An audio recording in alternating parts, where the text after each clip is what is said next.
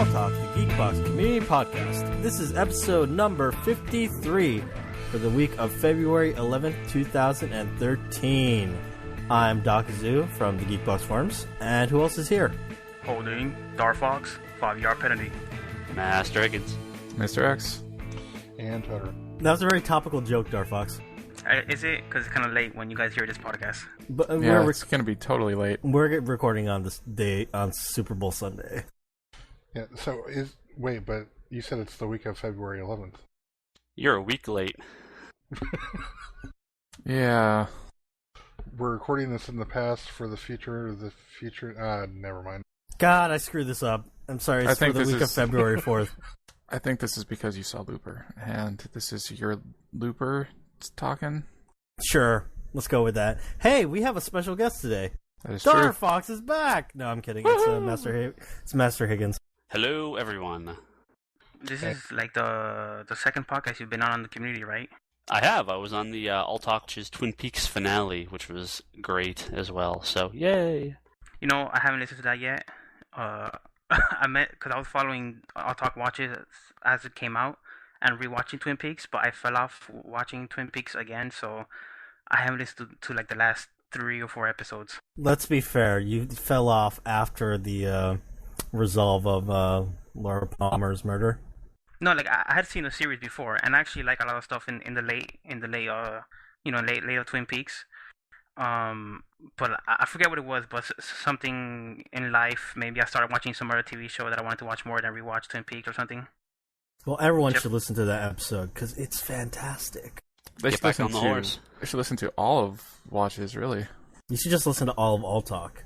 Okay, so there are new listeners here. Hello, welcome. Yes, you should. I've listened to all of them. I may have missed like an episode at the very beginning, but I think I've listened to all the rest. It's okay. You know what? Let's reveal something about like the episodes because this is actually a special event. The reason Higgins is here is this podcast marks our 1-year anniversary. We've been podcasting for a whole year now. Happy birthday. Yay! So we're finally ready to move up to the big boy clothes or something. I don't know. We're moving up from JV to varsity. I think we have more episodes than listeners. That's not true. It didn't take that long. But yeah, my big reveal is so guys, if you go back and listen to the first 8 episodes of Alltalk, I was drinking. Really? Yes. Oh yeah, I think you told us that when you were doing it. Oh, did I? Oh, okay. That was your big secret? Well, people listening didn't know that. They can go back and listen now and be like, I wonder why Dakazu sounds a little bit more like loose and relaxed for the end of the podcast. That's because I was drunk by then. I was fairly nervous during those first couple episodes. I really didn't know that. I thought you were going to come out or something. I just thought you were always drunk. Yeah, exactly. No, man, I'm high on life, baby. I guess the other thing I want to talk about real quick is because we're going to retire this. It's been 1 year. We're going to retire the tumble thing at the end of the podcast. Okay, good. I'm pretty sure nobody knows what that even is. I think explanations are in order. X, go ahead. Okay, this whole thing was my idea. Because we played TF2 on every Sunday. And Game nights, Sundays. Yes. Geekbox And server. someone that used to play with us a lot, his name was Tumble. And he would never had a mic, but he'd always talk to us through the in-game text chat. So the joke was that Tumble was on every episode and not talking, but he wasn't actually here. This joke I think he may have been. Reasons. I think he may have been here for one episode. Yeah, wouldn't he come on the Moment server occasionally? No, Yeah, he so was that he actually sitting in on like a recording of an episode. I think it was episode 5 or something. He would also come on the Mumble server because we would play games with him and he wanted to be able to hear us. Who did you guys have on that one time that the mic was not on? That was amazing. Rodney, Yeah, Rodney. poor Rodney. His mic was on. Totoro just got mad and deleted it. That was fantastic. The ultimate think- troll. Well, if anyone's ever like edited multi-track audio in Audacity, you know that at a certain point it's difficult to have more than a certain number of tracks on the screen at any given time. So evidently, and the other thing is that when you import them, it's kind of the way the audio exports, it's kind of difficult to make sure that you've got everyone. So I actually think that what happened was that I just did not import his audio track. And this has nothing to do with the fact that he's Canadian. Yeah. That was an amazing episode because that was also the one where we were talking about Prometheus in great detail and length. We kept referring to Rodney, and then we just immediately move on. Some good times. I can talk about more Prometheus if you want. No, you're banned. I don't like that movie. Yes, we all know this. Go back and listen to All Talk episodes, and you can find out why X doesn't like it. But yeah, we've been podcasting for a year, and now let's move on. Are we going to start with some wild speculations? We could, or we could start with your movies. Let's go with the movies. I like movies. I saw Looper and Dredd this week. Dredd is super good. Dredd was as good as you guys said it was. It was really awesome. I still need to see both of those. I got Dredd on my Netflix queue, but I haven't seen either of them. I really need to see Dredd. Have you heard like all the good things? Because they're true. It's really, really good. Oh yeah. Have you seen The Raid though? Yeah, I love The Raid. Okay, so you already know that it's very similar plots. Right. Yeah, but Dredd, I think we said this on the podcast before, I think Dredd in general is at least a little bit better movie than The Raid. The plot gets mixed up a little bit more, some more interesting things happen than in The Raid. The Raid really gets by on like how awesome the fighting is and all these crazy kicks. Yeah, it's Dredd is just like a better made movie. I definitely want to still see awesome. The Raid next. The Raid is still really good, and they started filming the sequel. I think this week they did, or last Yeah, week. Raid 2. Raid Yeah. into the street. Yeah, I'm excited for that. Raid 2 still raiding. Yeah, but I also saw Looper, and I really hadn't heard anything about this besides like people on the forums talking about, oh yeah, Looper. Or you guys on the mobile server like, Looper. I was like, what is this? I know JGL and Bruce Willis is in it. Has everyone in here seen it? I have Not not, but I've read stuff about it, and this seemed to fly under the radar for a lot of people. So it's cool that it's got some good reviews from people. When did it come out? Because I don't even remember seeing like ads for this movie. Wasn't it like August, September, something like that? I think something like that. Or it may have been late summer. I recall there being a trailer for one of the movies I saw in the movie theater, and I see very little movies in the movie theater, so it must have been Avengers or The Dark Knight Rises. Yeah, I saw trailers for it. I just no one I knew had seen it. I think it just came out and disappeared fast, and I don't think it did very well. But it's good that it's I've heard good things about it. It was released on the 28th of September. So I guess we can talk about it without spoiling. We'll just be vague. We can talk about the general plot. Yeah, that movie isn't really about what I thought it was going to be. It's kind of deceptive that way. But So it's still, I did like the movie. It's no premium rush. Let's do this. So X, I thought the movie was about time travel. It is kind of no, it's not. It's time What's the travel movie about? I don't want to say. You really don't want to give that away? No, I don't. That's what the trailers make it look like. It's 100% some time travel movie, which is like that's why I want to see it. There's something else that's like really glossed over at the beginning. It's like just kind of in the background, and then that ends up coming into the plot like kind of in a big way in the second half. Yeah, it's part of like world building that they mentioned. This is just part of like the universe, the canon of this movie, and it is kind of weird how they first mentioned it. Like, oh, that's weird, but it comes into play. It does come into play. We're really talking around this. People must be really confused. We don't want to give it away though. No, it's fine. It like I don't think it's necessary to talk in the detail. It's just a general experience of watching the movie. The movie's cool either way. Like I don't think you it's should. a lot of fun. I don't think you should know what it is, but going in. Does it happen right at the beginning though, or Kind of. Yeah, I mean they tell you what it is at the beginning. But it's so tiny that you're like, oh, okay. And then later it comes in and you're like, oh, okay, wow, they're doing a lot more with this than I thought. It was pretty clever the way it was handled. Mm-hmm. You know, in general, though, about that movie, I really like its pacing. It takes its time. Some with might a lot say of, like, long it shots. took a little too much time in parts. But I really like that part. I know Cross X Hunter, he thought nothing happened in the movie. So I think he still liked it, but he thought it was kind of boring in parts. What does that kid know? He's a youngin'. Well, again, with the trailer, it looks like an action movie, so it's not about time travel. It's not action. I'm all confused now. No, it is about the time travel, but It's not so And there much is about action. the action. Yeah, there is action, but it's not so much about the action. It's more about like the relationships and like motivations of like the characters. And that I would call the movie a thriller instead of an action movie. Mm-hmm. That's cool. It sounds like rebranding, Back to the Future as a movie about driving a car. Kinda, or life preservers. Yeah. But it's a great movie. I mean, JGL does an amazing job. Even though he has like weird face prosthetics, which kind of threw me off.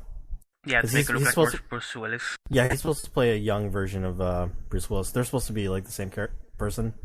So it's really interesting how he kind of picked up in a lot of his mannerisms, like especially the way he like looks around. Yeah, kind of squinty eyes. Yeah. There's a scene in the movie. This is not spoilers, but there's a scene in the movie where somebody's like shooting at somebody, and like they miss, the person gets away, and they get angry, so they throw their gun to the floor, but it sticks standing up with like the barrel in the sand. And do you guys remember what I'm talking about? I think so. I do. And I was wondering if they almost started laughing when that happened, if it was by accident, because it just sticks up, and I think they look at it for a little bit, but then they just keep on acting. I may be completely projecting and wrong, but that stood out to me. I wouldn't be surprised because the scene where you meet what's his name, Kid, what should we call it, the dumb gat kid, Yeah, Blue? I don't remember his name, but I know who you're talking about. Like when he first meets JGL, and he's like he's talking about how your blunderbuss is like useless and the gat is where it's at, and he's like doing all these tricks, and then he screws up. Yeah, that was not intentional, but that was the take that they ended up using. Or really, like when he's like flipping the gun, but it falls. Yeah, because the director thought that was like funny, so I wouldn't be surprised. Cool, dude. I was listening to an episode of the Nerdist podcast that had JGL on it, and he said that I think he only improvised one part of the movie, and that's where he looked in a mirror and then looked at his hairline, because his hairline is completely different than Bruce Willis. Right. And that was the only thing he improvised. It is a good movie. Yeah. But it's no Premium Rush. Bike Messengers. I don't think I will see that. I got no. Why not? It's really good. Yeah, that's a skip for me too. I don't know. It's about biking. It is, but it's ridiculous. It's like a thriller movie as well, but like the character happens to be a bike messenger, so he bikes all the time. The premise sounds way too silly, and I saw the trailer and it looks amazingly stupid awesome, but not stupid awesome to pique my interest. It looks like those surf movies that were all their age in like the 90s and early 2000s. Oh, I don't know. no. It's not like that. It's not like Michelle Rodriguez showing up, being like, I'm a hardcore bike girl. It's not shitty like that. It's just a cool movie. It's not like a racing movie or a competition type thing. There's a bike messenger, and he was given something, and then someone is trying to get it from him, and he's trying to stop him. It's pretty cool. I recommend it. In the movie, though. Kind of funny. There is. Okay, there is a race in the movie, but it's kind of funny. Spoiler: they kind of built up to it, and when it finally happens, it's pretty cool. It's pretty funny. I think we should move on. I think so too. Did we talk about Dredd? I'm not sure. I'm not sure. We did. It's awesome. We said it's very good. Yeah, and you guys already talked about it on the podcast, so I don't want to get into it. Okay. I just agree with your opinions. Oh, well, I bumped Dredd to the top of my Netflix queue, so hopefully I'll see it in the next week or so. Actually, I'm sorry to interrupt. Master Higgins, did you ever read the Dredd comic books? Do you have any affinity to the character or anything like that? I read a few. It was from 2000 AD, which is a British anthology. It's pretty wacky and over the top. Nothing like that Stallone movie. I mean, that had nothing to do with it. Oh, really, that Stallone movie.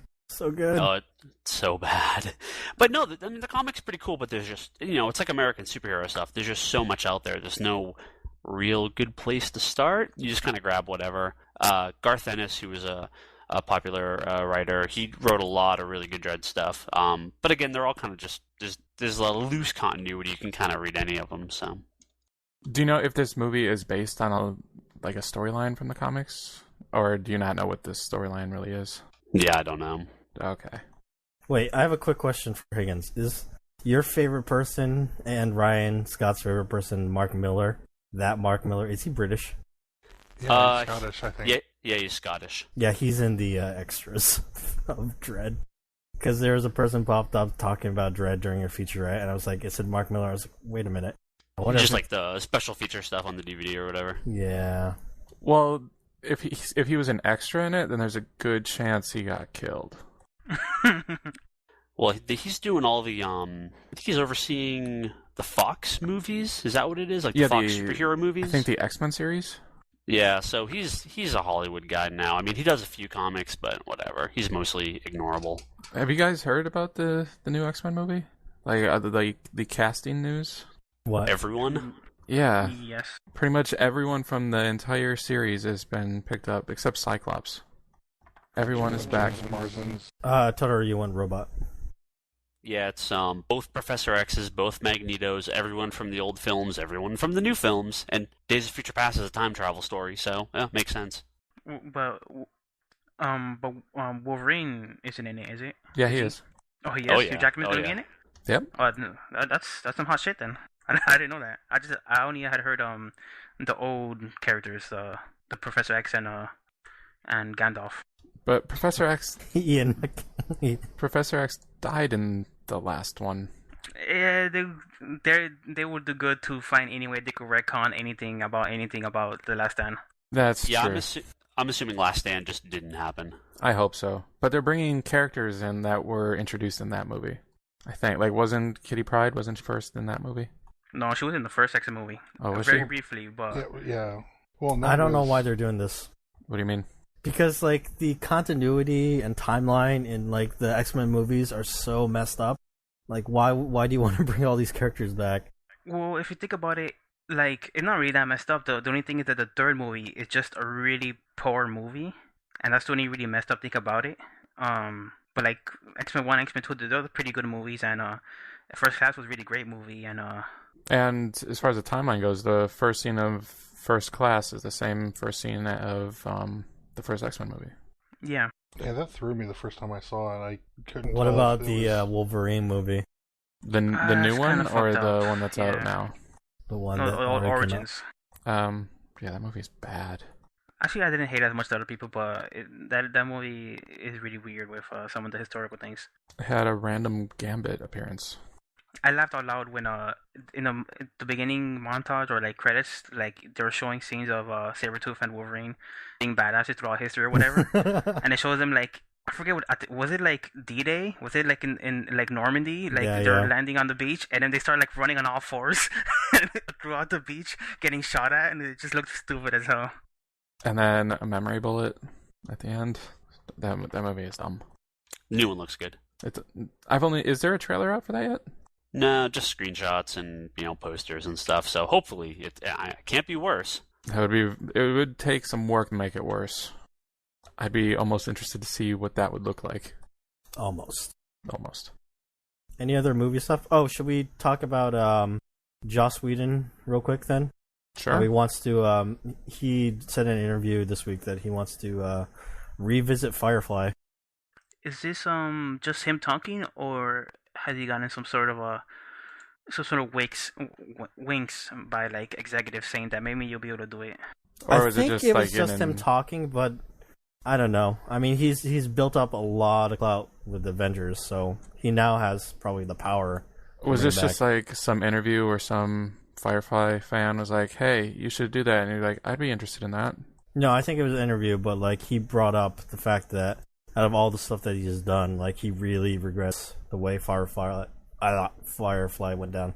Yeah, I'm looking it up here. It said I was interviewing the Toronto Sun, and he said it's always been in the back of my head. What if I could get the old gang back together? It's something I would love to do.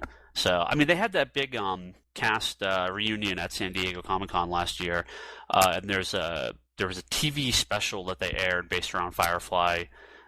So, yeah, I mean, I'm sure people would love it if they did that. I don't know. Do you get the same cast? I mean, I guess you have to, but I don't know where you go. Aren't they getting a little old now? Because that was like 10 years ago, wasn't it? Well, It yeah. was. I'm looking at this picture. Sorry, the cast, and they look pretty much the same, I think. I mean, well, and they're all also doing other shows. Well, a bunch Maybe of them. like a Netflix special miniseries or something like that. Like they're doing with Arrested Development. I'll believe it when it airs.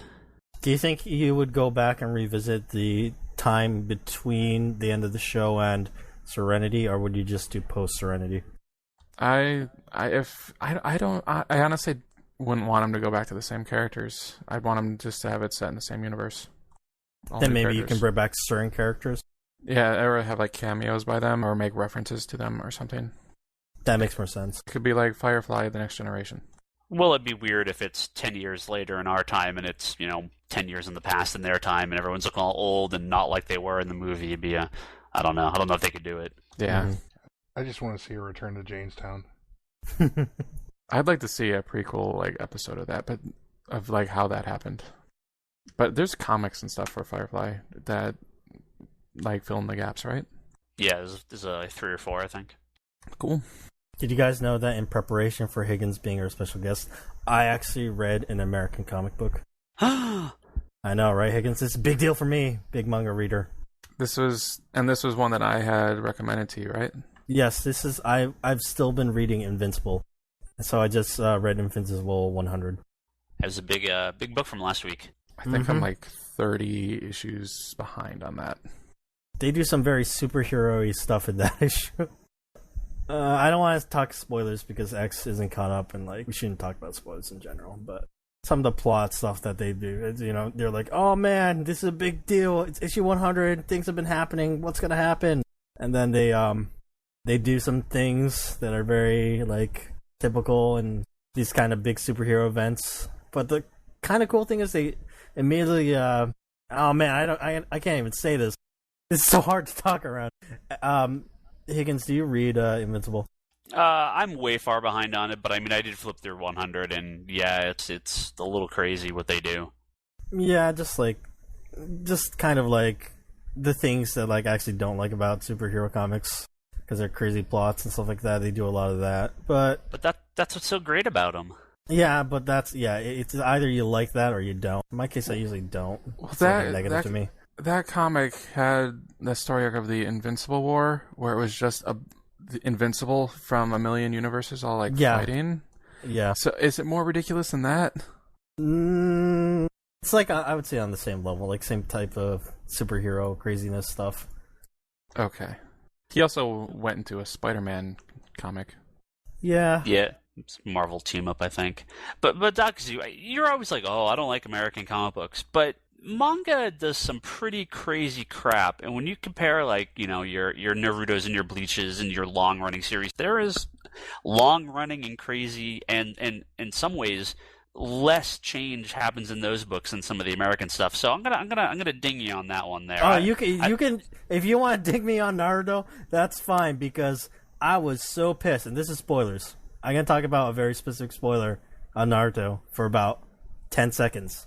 When they killed Kakashi in that one chapter, and then they retconned all of those deaths, I was pissed. Yeah, I mean, back in the day, you used to have a lot of manga that was short run, but they've always had their long running series with very little character development. So, American comic books have all the indie books and a lot of the small press stuff that does what the short run manga series do. But then your American books, your Superman, your Batman, that's your Bleach, your Naruto, that's the equivalent there. So, I think I've said this before, like when we first had like our comic book. A very general discussion on comic books. My main complaint is it's the switching of different writers on like different IPs and properties, like getting like different writers on different books. I think I just prefer like having one creator stick with or one team stick with a series until its completion. Well, and it's the same way. That's every indie book and small press title with exceptions of like licensed properties like Star Wars or things like that where they're going to get random people on. But yeah, I mean all the small press stuff, things like Invincible, Walking Dead, perfect examples of pretty much the same creative team. You get slight artist changes once or twice, but same writer from issue 1. So I think that's the stuff you'd be more interested in. Yeah, and that's the stuff that I've actually been reading. Like I read Preacher and that was great, and Invincible, which I'm still reading. So just read pretty much anything from Image and Vertigo. I think you'll like. You tried reading Why the Last Man, right? Yeah, but I just cannot stand the art and the page layouts. You said, I believe your complaint was there was too much text? No, listen, I don't mind reading text. There's plenty of really text-heavy like manga. but it's just like the way they construct like the page layout and how much text is per panel. Like if you read a lot of manga, they do those panels sometimes, but usually it's kind of more spaced out and have a lot of spreads. Actually, I don't want you to take that for what I like, because some manga do spreads way too often. Bleach, Prince of Tennis, and they just get stupid with the 2-page spreads. But just I like the idea of like using the art and the panels to tell like the action sequences, as opposed to drawing one sequence and just filling like it with a lot of text explaining what's going on. And this is something Dakazu kind of consistent with manga. There's my favorite manga is Trigun, and he does not like it specifically because the layout is confusing. Oh, Trigun is like, the anime is so good, but if you go and read that source material, the Trigun manga, maybe the first series before they renamed it, what was it, Trigun Maximum? Maximum. Yeah, before it was Maximum. Like, actually, Dark Fox, his new manga, the one about the vampire bloody war, Yes. I tried to read the first volume, and I read the first chapter, and I was like, nope. Same stuff. F you. I hate this artist. The thing about Naito is that I think his stories are great, really creative, but he has a lot of technical problems. Like, he does have problem laying out panels, and it becomes very complicated for me. He's like the Robert Liefeld. That's the name of the guy, right? The guy who does like crazy, horrible art and like weird. I wanna cut you for making that comparison, because that guy's so vilified in like comics. I would love for Dakazu to read something by Chris Ware, like Jimmy Corrigan or Acme Novelty Library. If you don't like weird panel layouts and stuff, I'd love to see you try to read that, because it's like, oh man, it's some crazy stuff. Oh man, Well, I'll read between, anything like, for opinion. Yeah, sure. I'll take a If look. it's experimental, that's one thing, but if it's just poorly made, that's another thing. True. Yeah, and I've heard a lot of good things about Why the Last Man. It's just, I read like the first 2 issues and I was like, this story seems interesting, but I just don't like the art and I don't dig the panel layout. It's my favorite comic. Spoilers, the end is sad. I think a lot of fans of American comic books, you have artists that stand out, and some people are clearly there for the art. Manga seems a little different, because a lot of times you have the writer and artist as the same person. But in a lot of American comics, especially superhero stuff and even some alternative stuff, I don't want to say there's less emphasis on art, because that takes away from the artists. But I think a lot of this stuff you can kind of just read around the art a little bit and read it for the story if you don't like the art. Clearly, the art's there for pacing issues and everything, but there's been a number of books where I'm like, well, I can't really dig the art, but the story's so good, you kind of have to just ignore the art a little bit. So I hate to say it, but some people have to kind of read stuff that way. So give it a try. You should read Trigun then. No, don't make him read Trigun. Trigun's terrible. Have you seen the anime, Higgins? I haven't seen the whole thing. I've seen maybe like the first half, but I watched it years and years and years ago, but I don't think I ever finished it. That was one. There are other stuff you should watch before watching Trigun. But that was like one of the first animes that was really available in the States, that was released on DVDs. And God, if you go back and look at those, what a ripoff. It's like 3 episodes per like DVD. I was buying, it's long-running samurai anime. I can't remember what it is. I'm totally blanking now. But when I worked at a record store, we used to get those in, and it was like 2 per disc, and I used to buy all those. And oh my God, I had so many old anime DVDs. Now it's like Samurai. I'm intrigued. Samurai Bill. Let me see if I can find the name of it. Was he one-eyed? Like, did he fight supernatural stuff? Did he have like 3 swords? What are we talking about here? Is this 20 questions now?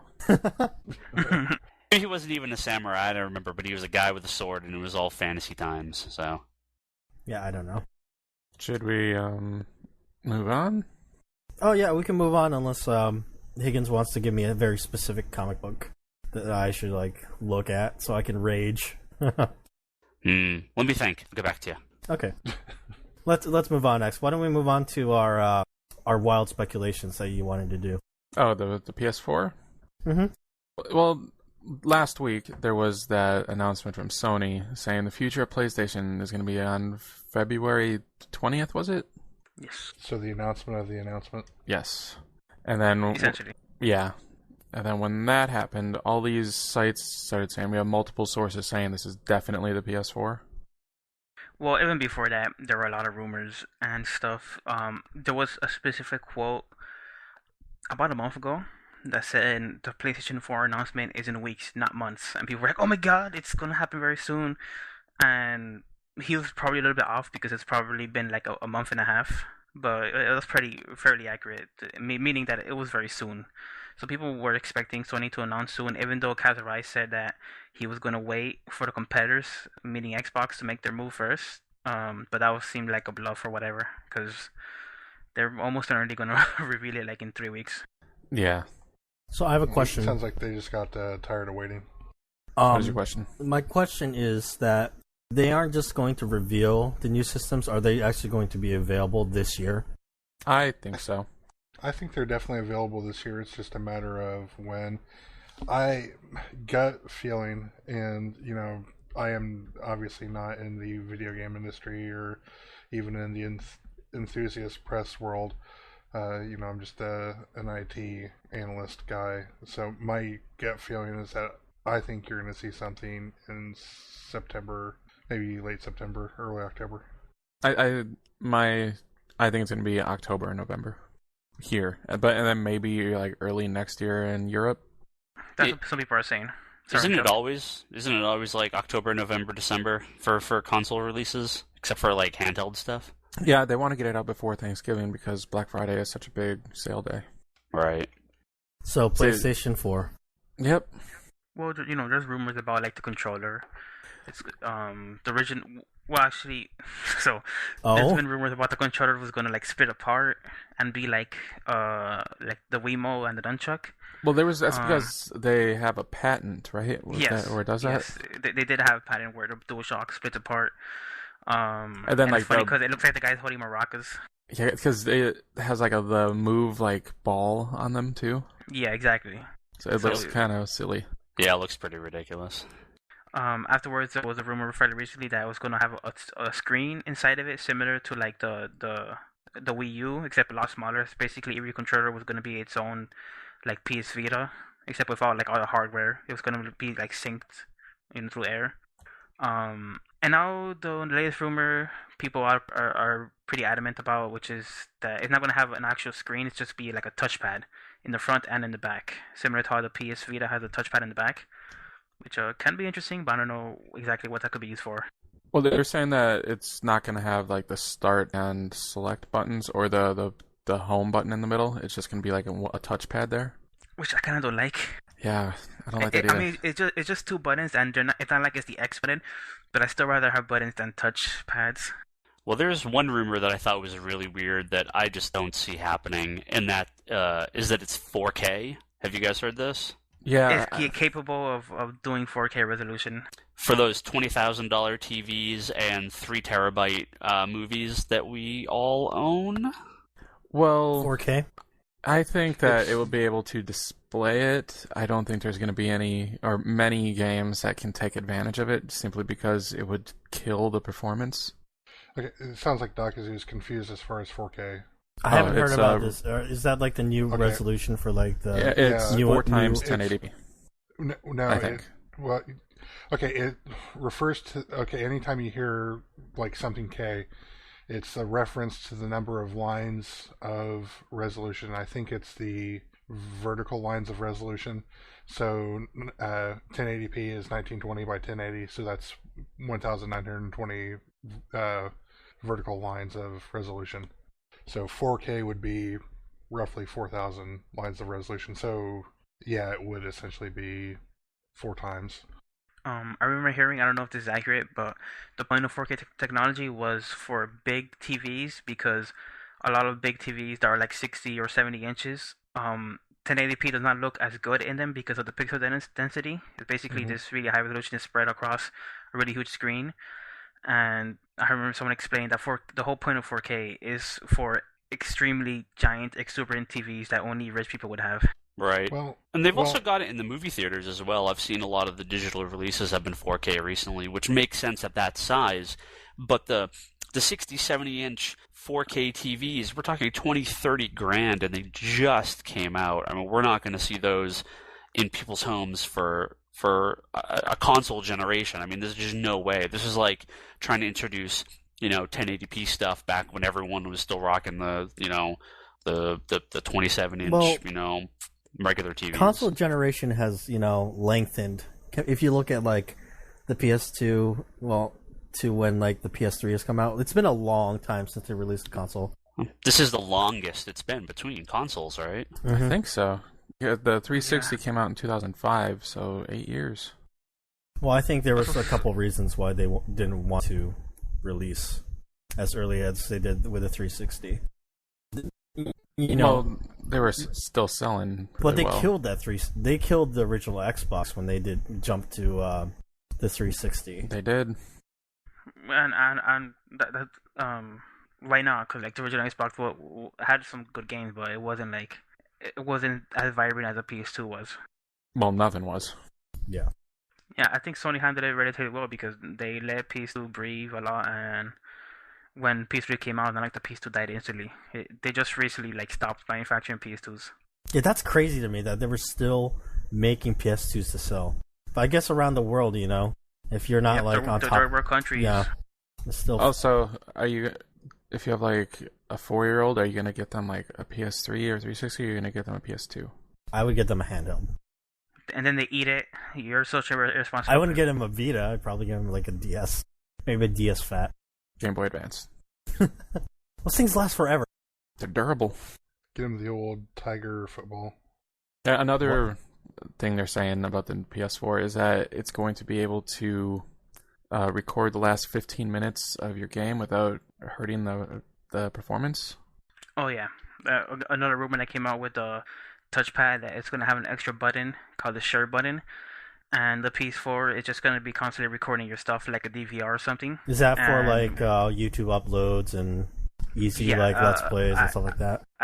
Ideally, you press the button, it brings up an interface telling you this is what I recorded. It gives you the opportunity to trim it down or just upload it as it is, and then you just upload it under whatever account you have synced up with your PS4, ideally. And I bet that it'll also have some sort of live streaming capabilities.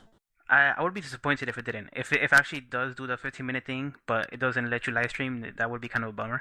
I don't know if it's going to matter to anyone else besides you, Dar, because you love your speed runs, that kind of stuff. Oh man, but that's the thing though. So like, I'm wishing for too much because if it lets you live stream, then I would like the PS3 to have the capability to not only live stream but also let you broadcast your voice so that you could narrate your own gameplay, and also use the PlayStation Eye to film you. Oh my gosh! And have a split screen setup like all these awesome speedrunners do, and I could put the camera on my controller, be like, "This is how I play my games hardcore," and then you can see how I hold my controller that's like so a weirdo. That's like for Darfox.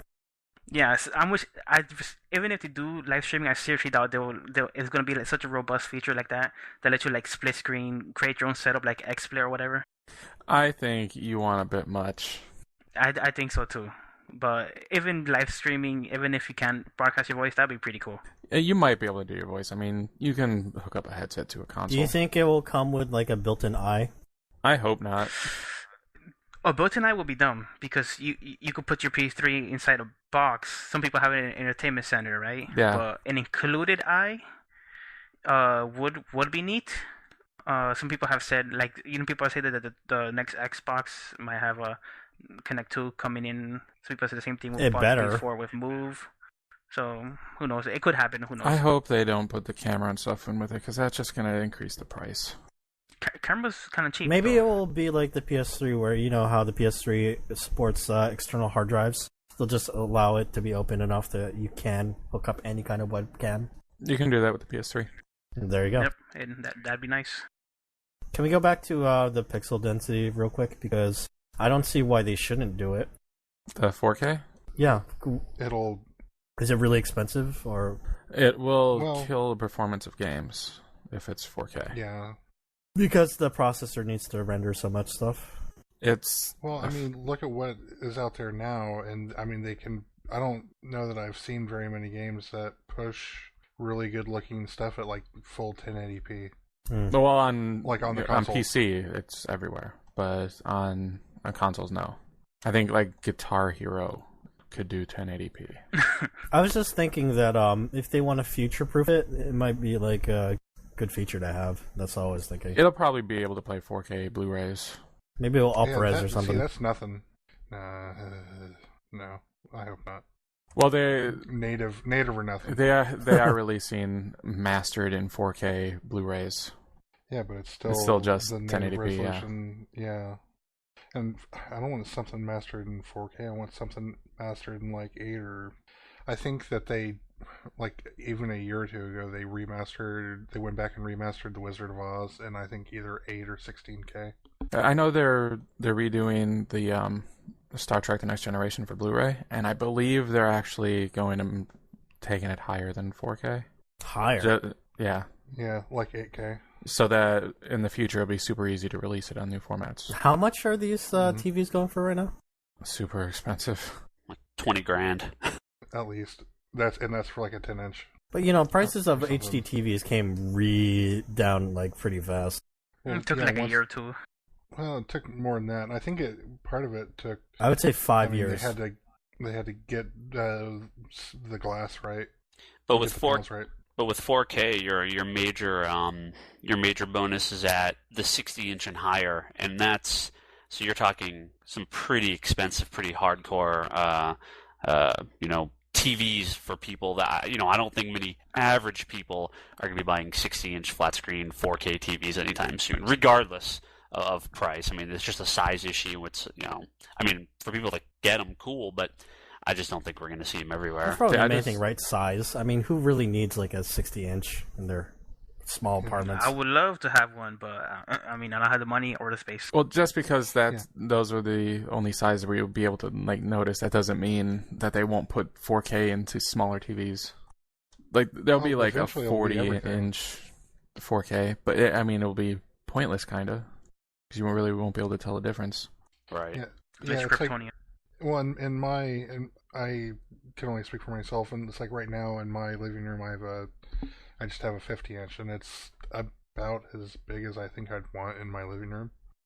I couldn't imagine going much larger.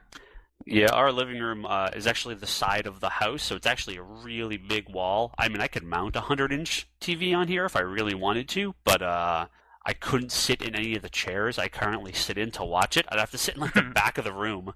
Right. Well, at a certain point, I mean, they're going to start talking about like just making short throw projectors and just put it down at the like on a baseboard or something. Just project it onto the wall. That way, you don't have the rear projector or the front projector that you have to like mount from the ceiling or some shit. Projectors, light bulbs are expensive. Yeah, this is true. I mean, at that point, it's like it costs the same for a TV as a light bulb.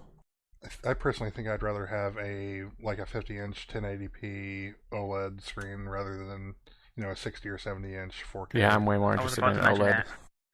CES, Kaz rolled out a 4K OLED TV, but then it didn't work. It blue screen. Oh, it was kind of funny. But yeah, from what I heard, OLEDs is that they're kind of like the perfect picture, like the contrast and everything. The Vita has an OLED screen, I believe. Yeah. It looks really good. And what I hate even more, I'm still buying so much stuff on Blu-ray, trying to upgrade stuff, buy stuff I lost years ago. Like, I don't want a new format already. Come on. Yeah, I'm doing the same thing. I buy too many. I'm not ready for $40 4K DVDs that'll be, in $3.99 bins in, 2020 or something. I'm not ready. Not yet. You know what? Give it a few more years, guys. I don't really think that the 4K discs, like movies on retail, are going to be a big thing. I think it's going to be more digital downloads and streaming at that point. Yeah. Because that's going to be however many years in the future. They can't even stream 480 in most places reasonably well, let alone 1080p, let alone 4K. I mean, and that's always been my biggest problem is that, you have small sections of the country that have super high speed internet, but you're still talking the large majority. It's not. I mean, when I watch stuff on Netflix, it's buffering like crazy all the time, and we have pretty fast internet here. Streaming 4K is not in the foreseeable future. And is the internet getting worse? Are more ISPs putting bandwidth caps and stuff? Yeah. and throttling Yeah. and massive overcharges if you go over the limit. Yeah, it's getting really bad. Assholes. Well, with one of Sony's Sony's only 4K TV, when you get it, it comes with this service where they say that it does stream 4K video, and that's the only way you can actually get a 4K video right now, as far as I know. And their movie selection for that is not great. I think The Amazing Spider-Man is one of them. But streaming one 4K movie would put you over any sort of bandwidth cap. Pretty a much. 4K movie would be like 3 terabytes or 2 terabytes or something. Yeah, it would be huge, especially with the audio and everything. Yeah, it would be ridiculous. I have to get rid of the Yeah, caps. these are future problems. These are. We'll let future scientists fix this stuff. Yeah, we let our grandchildren deal with this problem. Actually, something that kind of goes to that is something that you guys may not have seen or may not have paid attention to, but they actually just finalized a new digital video compression. So you've probably heard of like H.264. Yeah, that's the most common thing.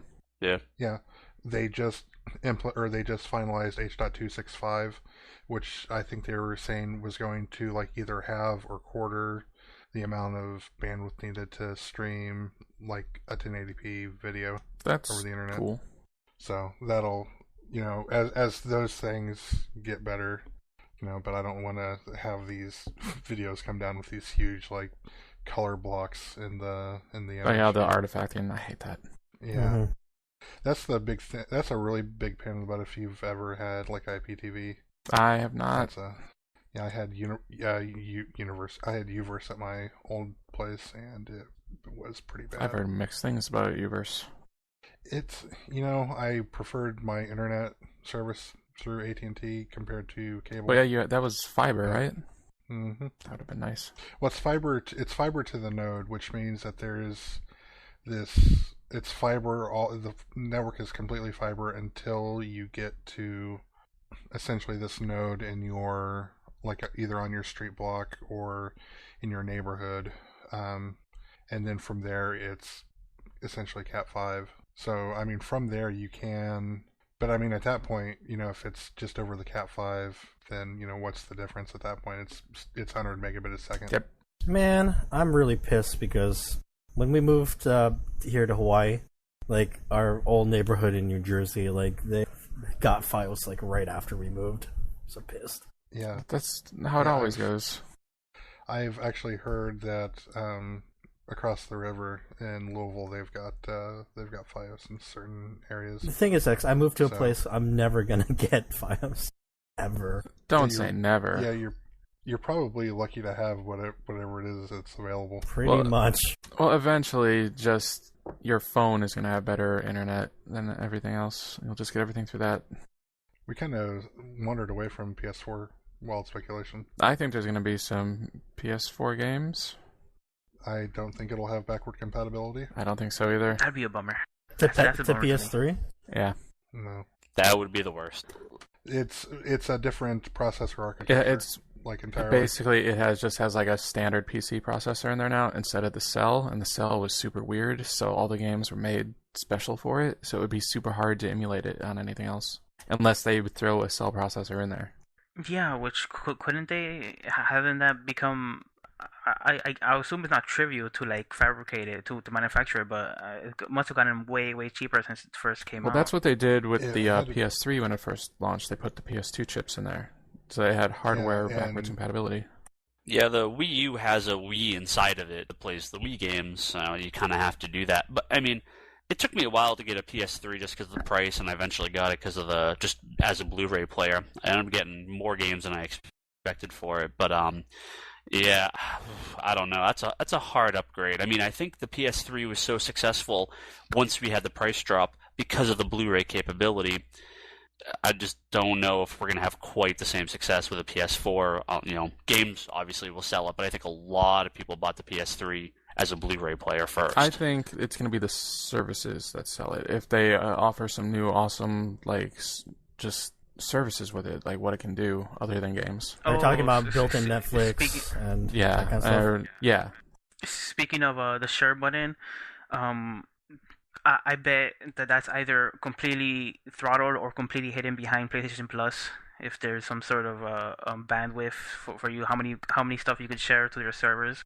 If they have things like the Weverse on a Wii U, where it's not just going directly to Twitch, there is a internal PlayStation hub where you can look at these videos. Well, Yeah, that would but be a that's nice proprietary. incentive for PlayStation Plus. Sign up for PlayStation Plus. You can stream even more. You have better options. I just hope that you don't have to go into like PlayStation Home to watch people's stuff. Even if they do have a PlayStation Home successor, they won't force you to go into it. That's only if you want to dance the robot. But who doesn't want to do that? There's Ride a one Ferris wheel. There's one major complaint I have about my PS3.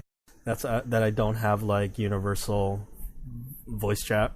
Yes. I would love that, but I'm afraid like they won't even offer it. You mean like party chat? Exactly. Do you think? Go ahead. No, sorry. All you. I was just the Vita has that, so I would assume the PS4 will have that. Yeah, and I think there's been quotes by executives saying, "Oh, that's a wanted feature, so we're looking into it." Yes, like years ago. please. They looked into like the PS3 and said, actually, we don't have enough RAM. We pulled off a miracle by adding like the in-game XMB, which wasn't included when the PS3 first like launched, and they agreed to work it out with like the OS RAM so that you can actually pull up the XMB while you're in game. But adding in-game voice chat is too much of a fee with like how limited that system is. It's just that, like, for my PS3, I'd much more rather, like, set up my PS3 right by my computer so I can just use Mumble instead.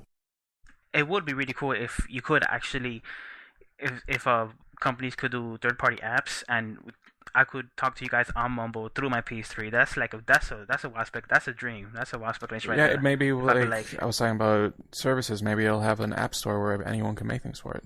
Oh, that'd be amazing.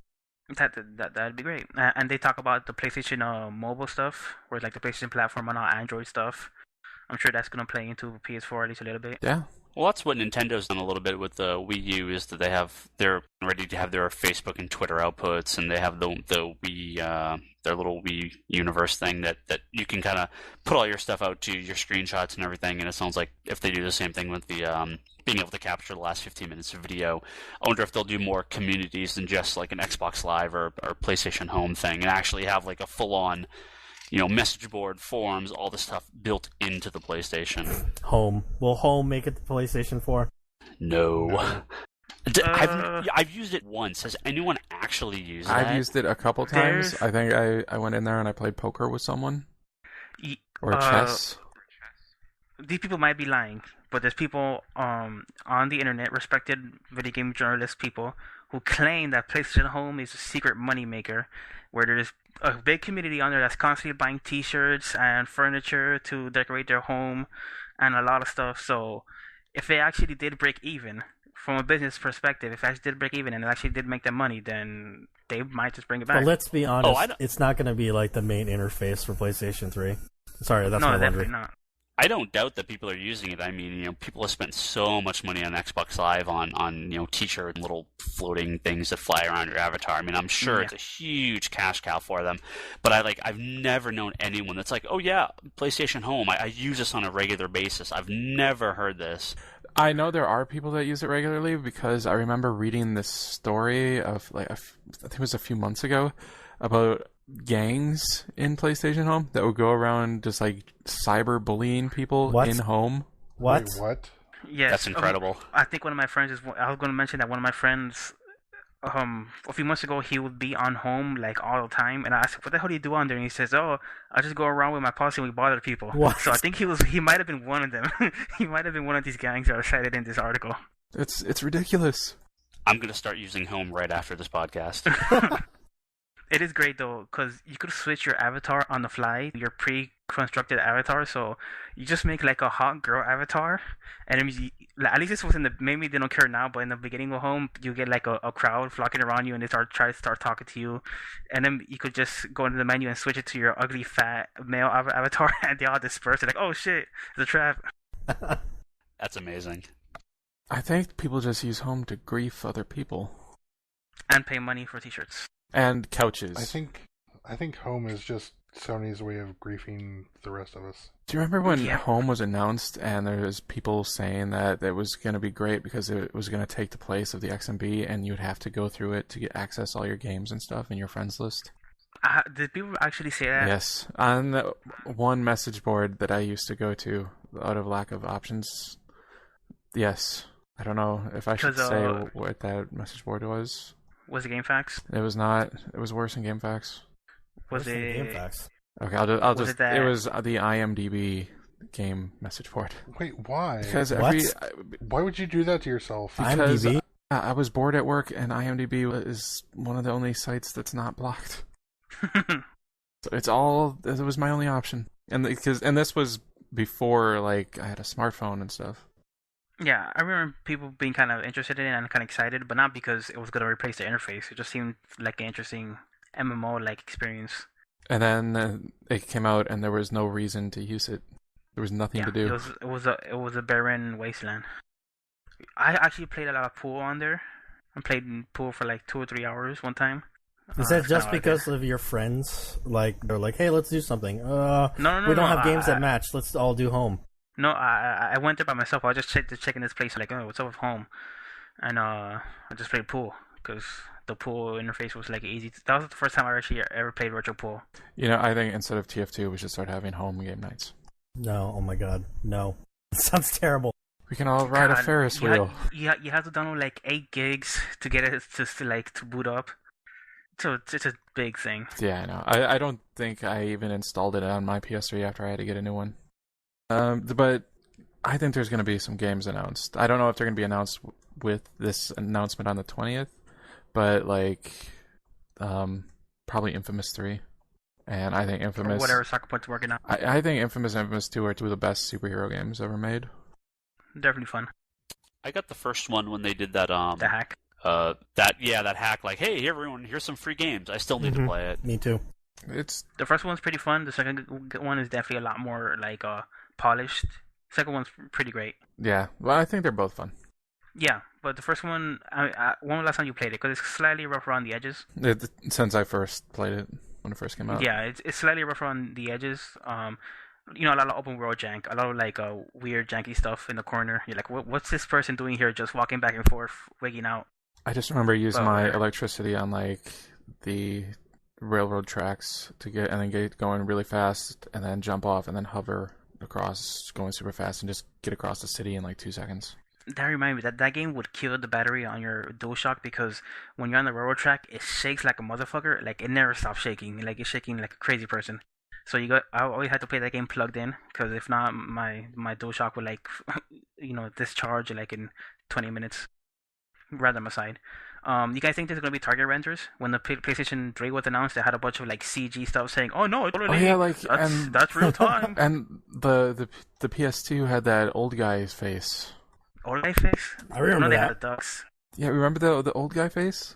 You guys have to link it to me later, because I didn't really watch the PS2 unveiling. Yeah, I'm a little bit too much of a yakin. Sony always shows stuff that will never happen on their consoles when they announce it. Yeah, so are they just gonna show footage of the corner saying this is gonna be possible on the PlayStation 3? They're just gonna show Star Wars, just a Star Wars movie. What was that? That Final Fantasy, or I guess it wasn't Final Fantasy. It looked like it though. The Square Enix video from E3. Agnes Philosophy. Yeah, I wonder if they're gonna be like, oh yeah, that's running on this. They'd be. It actually it would be cool if they like bring back all these tech demos that have been shown, like the Ground Zeroes tech demo, the Final Fantasy tech demo, all the Crysis tech demo, and saying, oh look, all these pie in the sky stuff are running in 1080p, 60 frames per second on our thing. It would be great if they brought back that Killzone 2 announcement trailer, and this actually had that be real. Have you already watched that? It actually doesn't look that great. Yeah, I know. It's kind of funny. It doesn't look that great. Really? If you go back and watch it now? Yeah, it's like CG. But like some of the stuff in the trailer, it just looks weird. Like it was rushed CG. Yeah, and it's clearly fake. Like anybody arguing that was real at the time was kind of dumb. They're smoking something. I think Jeff Gerber said it best, because the number one indicator to know that it was like not real time was because the way the camera was moving, it was moving all cinematic like. If it was an actual game, it'd be like shuffling left to right like a first person shooter, moving around like a freak. Yeah. Like if you're like a tank. Mm-hmm. But yeah, I hope that show us some actual games instead of some target render. We're way past the time where target renders are impressive or interesting. they gotta show like a control, someone with a controller moving around the camera in Uncharted 4 or something. Yeah, they have to show at least one game, because if they're going to announce it, they're going to announce it showing something running on it. So if You would think. it's going to be one game, I bet it would be Uncharted 4. Yeah, tech demos are fine, but people want to see actual gameplay, not pre-rendered bullshit. Are they gonna do Uncharted 4? Because those guys are busy working on Last of Us, right? There's two teams. The people. I bet. Sorry, go ahead. No, I was gonna say I bet they have someone. I bet they've had someone working on it, and they're close enough to the launch of that. I mean, they've got to be going into like certification and all that jazz by now. I would imagine. Again, I'm not in the video game industry, but I think at a certain point, to make all those discs and print all the manuals and shit, you've got to start fairly early because it comes out in May. Last of Us? Do you think they'd do it? Yeah. I was going to say, do you think they'll do a dual launch with Last of Us, put it on both systems? They could. But, I Like mean, Twilight Princess style? Last of Us, well, it would be like months later, like 5 months later or something. Yeah, because that's what's coming out like at the same time E3 is happening. Yeah. Oh, okay. It's coming out like May, July. What was I gonna say? Oh, like the people that are working on Uncharted 3 were completely different people that are working on The Last of Us. And then The Last of Us, I'm sure there's been some crossover when they're crunching or whatever.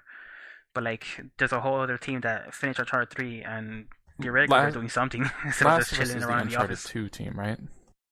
Possibly. I know that Amy Hemming is not writing Last of Us, so she has to be writing something. New, Crash Bandicoot. yeah, or Jack and Daxter. Whoa! Yeah, they have never carried over a series or an IP from one generation to the next. Actually, that's a good point. This would be the first, but it'd be the IP to do it with. Uncharted is kind of their flagship series now. I think they'll have the Final Fantasy Versus 13 rebranded as Final Fantasy 15. That'd be probably smart at this point. I don't care about Final Fantasy at this point. I've stopped caring. I do. I wanted to come back. Who besides Totoro is really excited for another Uncharted? Are you guys excited? Uncharted? I am. If it's a good game, yeah. If it's a shitty, then no. Well, one of the reasons I was kind of disappointed with Uncharted 3 is because the spectacle, I mean, it was just like a slight improvement over 2, but with a generational hardware jump, the spectacle could just explode, so yes. Yeah, I loved 1 and 2. I just borrowed 3 from a friend of mine, so I'm going to start playing that soonish. It's good. It is. I don't know. It's good. I don't think it's as good as 2, but it's still really good. Yeah. No, yeah, I mean, whenever I've talked about Uncharted 3, it's really unfair for me to compare it to Uncharted 2 because Uncharted 2 is probably it's right up there with probably my first or second favorite game of all time. Some high praise. So It's just that high praise, train yeah. sequence in 2 is so good. Oh, Which yeah. The one? beginning one? No, Oh, yeah, I know which one. Yeah, you're talking the one in the middle of the game that leads to the beginning one. Yeah, that's good. Well, and despite the haters, I'm still excited for more Final Fantasy, so... Yeah, Dakazu, fucking hater. What the fuck? Well, I think You were saying? you still have old Final Fantasies to go through, don't you? Oh, I have so many Final Fantasies to play. I picked up 12.2, or 13.2 on the cheap. 13.3, I mean, I'll get it when it's $20 or something. I have 14, I'm totally ignoring. That new MMO. 14.2, I guess, whatever, I don't care. Yeah, I But heard I'm sure 14 is terrible, still. I mean, I played the beta, and it was unplayable, and then I heard the updates were pretty much the same. So, yeah, I have no interest. I don't know what they're even thinking. 11 is getting a new expansion, which is Yeah, I saw that. boggles my mind. People still Yeah, really like that game. Yeah, I played that with my brother and a few of our friends, and if it got an upgrade as far as like some of the visuals, I might go back to it eventually. A friend of mine actually plays it on and off still pretty regularly. He said it's so easy now comparatively to what it was. You can basically solo to the end game. It's so much easier than it was. That's the narrative of MMOs now, right? Like, they make it as soloable as possible. Yeah, I mean, when you're back in your early days of, your EverQuest and stuff like that, I mean, they were so hardcore. Now it's like, no, people don't have literally weeks to stand around waiting for something to spawn. It's like, no, get in, get out. People don't have the time anymore. So, anything else that we think will be talked about, or anything that we would like to see them show, or Nope. I think I'll just say that I do hope there is backwards compatibility. They stick a cell in there. That'd be really good for me. Less than a $500 price tag? Yes. I bet there's gonna be 2 models. One will be 4, one will be 5. That'd be smart. And still $200 more than it should be. Are you guys gonna get it at launch? Because I usually wait till the system goes down to around 300. I'll get it if there's a game I want. It'll just take one game. What No killer plan. app do you think that could be? Because for me, they'd have to come out with a new Kingdom Hearts or maybe The Last Guardian, but I say maybe because that game is now in development hell. I was going to say, if Last Guardian comes out, my girlfriend will put a gun to my head and say, you are buying this for me for Last Guardian. Half-Life 3? That would. I would tell your girlfriend to Portal 3? lower expectations at this point. This game is gonna be. It might even be the next Duke Nukem Forever. About every 6 months, she's like, whatever happened to that Last Guardian game? It's like, just don't ask. I would not be surprised if it got to the point where they just said, you know what, just hold it for the next gen. Yeah, in that time it's probably come and gone. I mean, they probably did that. Yeah, I would not be surprised year if that ago. is the one game that they show. I think it was maybe on Joystick or Kotaku, I don't remember, but I saw an article that was like, here are all these PS3 games that might not come out before the PS4 launches, and I remember that was on the list. It was kind of a funny list of like, whatever happened to these games? Where are they? Yeah, they've been working on that game for the entire length of the PS3 at this point. It's bad. And at this point, Yeah, there's no way it can live up to expectations. Exactly. That's what I'm saying. Well, and kind of going back to what I get at launch, I might, if I can, or I might be willing to do it if they have backwards compatibility built in, and that's just because my PS3 has bucked the kick it. Yeah, if it's $300 backwards compatibility, a bunch of new stuff, maybe $350. If they're like, oh, it will play 4K, but we're not going to charge you $600 for the unit. If there's a bunch of good games at launch, I mean, I could see passing off my PS3 to a friend of mine, selling it, and just recouping half the money and picking up a PS4. But it would have to be cheap. If it's $500, $400, I just don't think I can get it. I mean, at least with the Wii U. It came with a game, it came with stuff. If there's a $400 system with like a game or two, okay, that's acceptable. But I think once you break that $300 price tag, it's real hard because that's what it took to get me to buy a PS3 in the first place. Was okay, it's under $300. I guess I'll get it now. I agree. It's $300 is the magic price for a lot of people. Like, I could see spending that amount of money for Christmas or something. I don't think there's no way it's gonna be $300. Yeah. It's impossible. I just don't see it happening.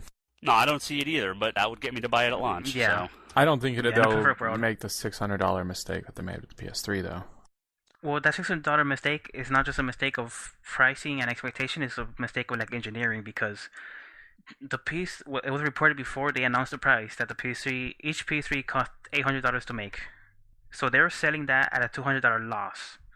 That's crazy. Yes, it was crazy. That's why when I was watching the press conference with my friend. I invited my friend over because he lived like a block away and said, "Hey, we go watch the press conference. They're going to announce the price," and he was interested, right? And when he said $600, my friend was like, "No, that's too much." And I just put my hand on his shoulder and said, "No, like we knew this was coming because I told you like there was the report saying that it was like $800 to make. So as long as they set out to make the system to not fall into that same mistake, it shouldn't be $600. That's why I don't think it's going to have backwards compatibility, because one of the things that drove up the price on the PS3 originally was having the PS2 hardware in there. Does the Wii U, does it cost more to make it than to sell it? I don't think so. That's not something that Nintendo does very often. I'm sorry, go ahead. Oh, I was going to say, I think they said they're taking a small loss with the first wave, but they expect that it'll be cost or profitable very soon, if it isn't already. But didn't they just drop the price too? Or? No, that was just Costco. No. Oh, okay. Yeah. I read that it was like Nintendo makes a profit if they sell one game for the Wii U when someone buys it. Yeah, I think the black one, the deluxe one, I would guess that's profitable for them because it comes with Nintendo Land in it, and that costs them nothing. So yeah, we should probably move on. Yeah, we've been here a while. Did you want to talk about Mass Effect 3? Wait, We've been talking for a long time. We have. I just need to check with our guest Higgins if he cares if we've run a little longer or not. I'm good. I think. Welcome to a special 8-hour spectacular. So, Well, I do have to about leave at Try some Done. point, or I'm going to leave my girlfriend stuck at an airport. But yeah, at some point I got to go. But for now, I'm fine. Right. Okay. Yeah, we've been playing games. I hear Mass Effect 3. Yeah, Totoro and I are late to the party. But Not we as late as I am. Same I haven't even started yet, but I got it. It's going to happen soon. I still haven't started part 2. But Okay, it's fine. I've been spoiled and stuff, so you guys don't have to worry about that. I have finished. You're worse than I have me. finished 2 and 3, but I haven't played 1. you didn't finish one. I That's what happened. got like 5 hours into it, and then I said I had enough. The weird thing about 1 is that at the end it all turned out to be a dream, and it all took place like in contemporary Earth. For the sequels, they decided to just take place in the alternate universe that was the dream. I might still like 1 better than 2. I think 2 did some really good things, but it became more of a shooter action game, and I liked the role-playing aspect of 1, although the menu and some of the items, the item menu I remember being a little goofy, but I really did like 1. They really dumbed it down from the transition from 1 to 2. And 3 feels like it's kind of just an extension of like 2. It's pretty much a shooter. Well, in 3, they got rid of mining planets. A lot of people like that. They got rid of it. The mining planet thing was okay. It was a bit tedious, but it was oddly calming. It was just fun to just sit back and mine, but then again, I'll spend hours in World of Warcraft Isn't this picking flowers. So X? Isn't that what you just told me yesterday? Yeah. You said like the same thing. So it was relaxing. It kind of is.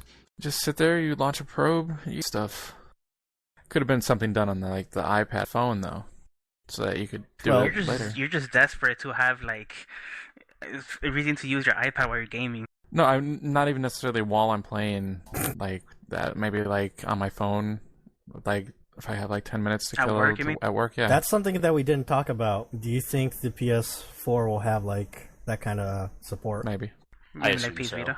It'll definitely have some sort of compatibility with the Vita, and I'd be kind of surprised if it didn't have some sort of app for the iPad and iPhone and Android. Interoperability. So about mining.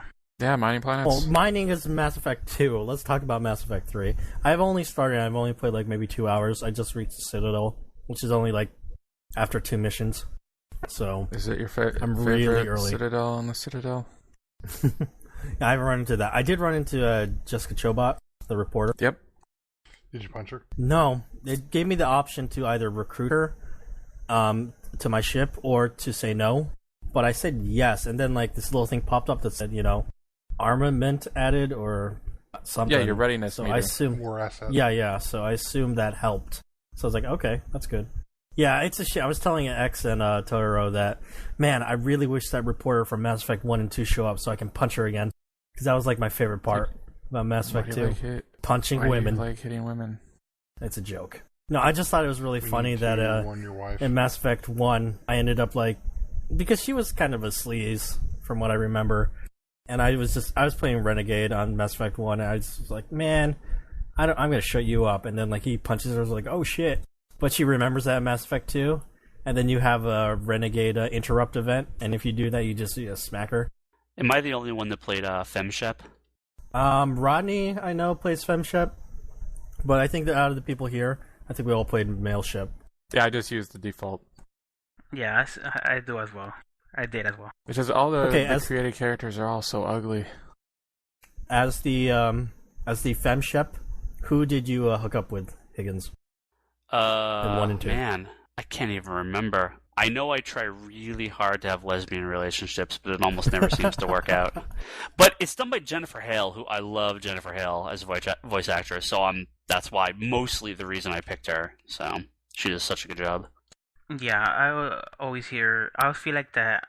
I feel like I sort of missed out because I didn't pick FemShep because male ship, he's kind of like dry. He's kind of like just a dude. Yeah. There's nothing really interesting about his delivery. Yeah, it's bland. Well, Well, Jennifer Hill, I mean, she's been a voice actress for such a long time. She's done so many different things, and it's just she does such a good job with everything. And you know, you can kind of pick her out, but she changes it up enough that she's to no make it Steve interesting. Blum, is what you're saying. That fucker. Oh, that's true. I hate that guy. I think Steve Blum actually does have some range that you don't give him credit for. Lies. Maybe he's in everything you ever watched and you don't know it because. Well, he is in everything you ever watched, but he does know it. And Jennifer Hill has done video game voice acting since 1994. There's like hundreds of games here. This is crazy. Yeah, she's a Metal Gear Solid 1. I didn't realize just how much she did. Isn't she like the female Nolan North? Yeah, kind of. Yeah, I guess. She was Nolan North before Nolan North. If you know where North or North. So she should win the Northeast on other sites. Mm-hmm. Anyway, back to Mass Effect 3. Totoro, are you enjoying it? Because I am enjoying it so far, though I've played very little. Yeah, I think I'm about 12 or 13 hours into it by now. I'm at that part with the thing and the thing. Oh, that thing and the thing about the spoilers that we're not going to talk about? Yeah. You got the Thanks. From Ashes DLC, right? Yes, I did. And you kind of recommended that. You didn't tell me a whole lot about it, but you recommended that I do it kind of as soon as possible. So it was only like 500 some odd space bucks. So I did that real quick, and it was kind of short, but it was interesting, and I'm glad I kind of did that. Do you think Dakazu should do it too? Do you get a character for that?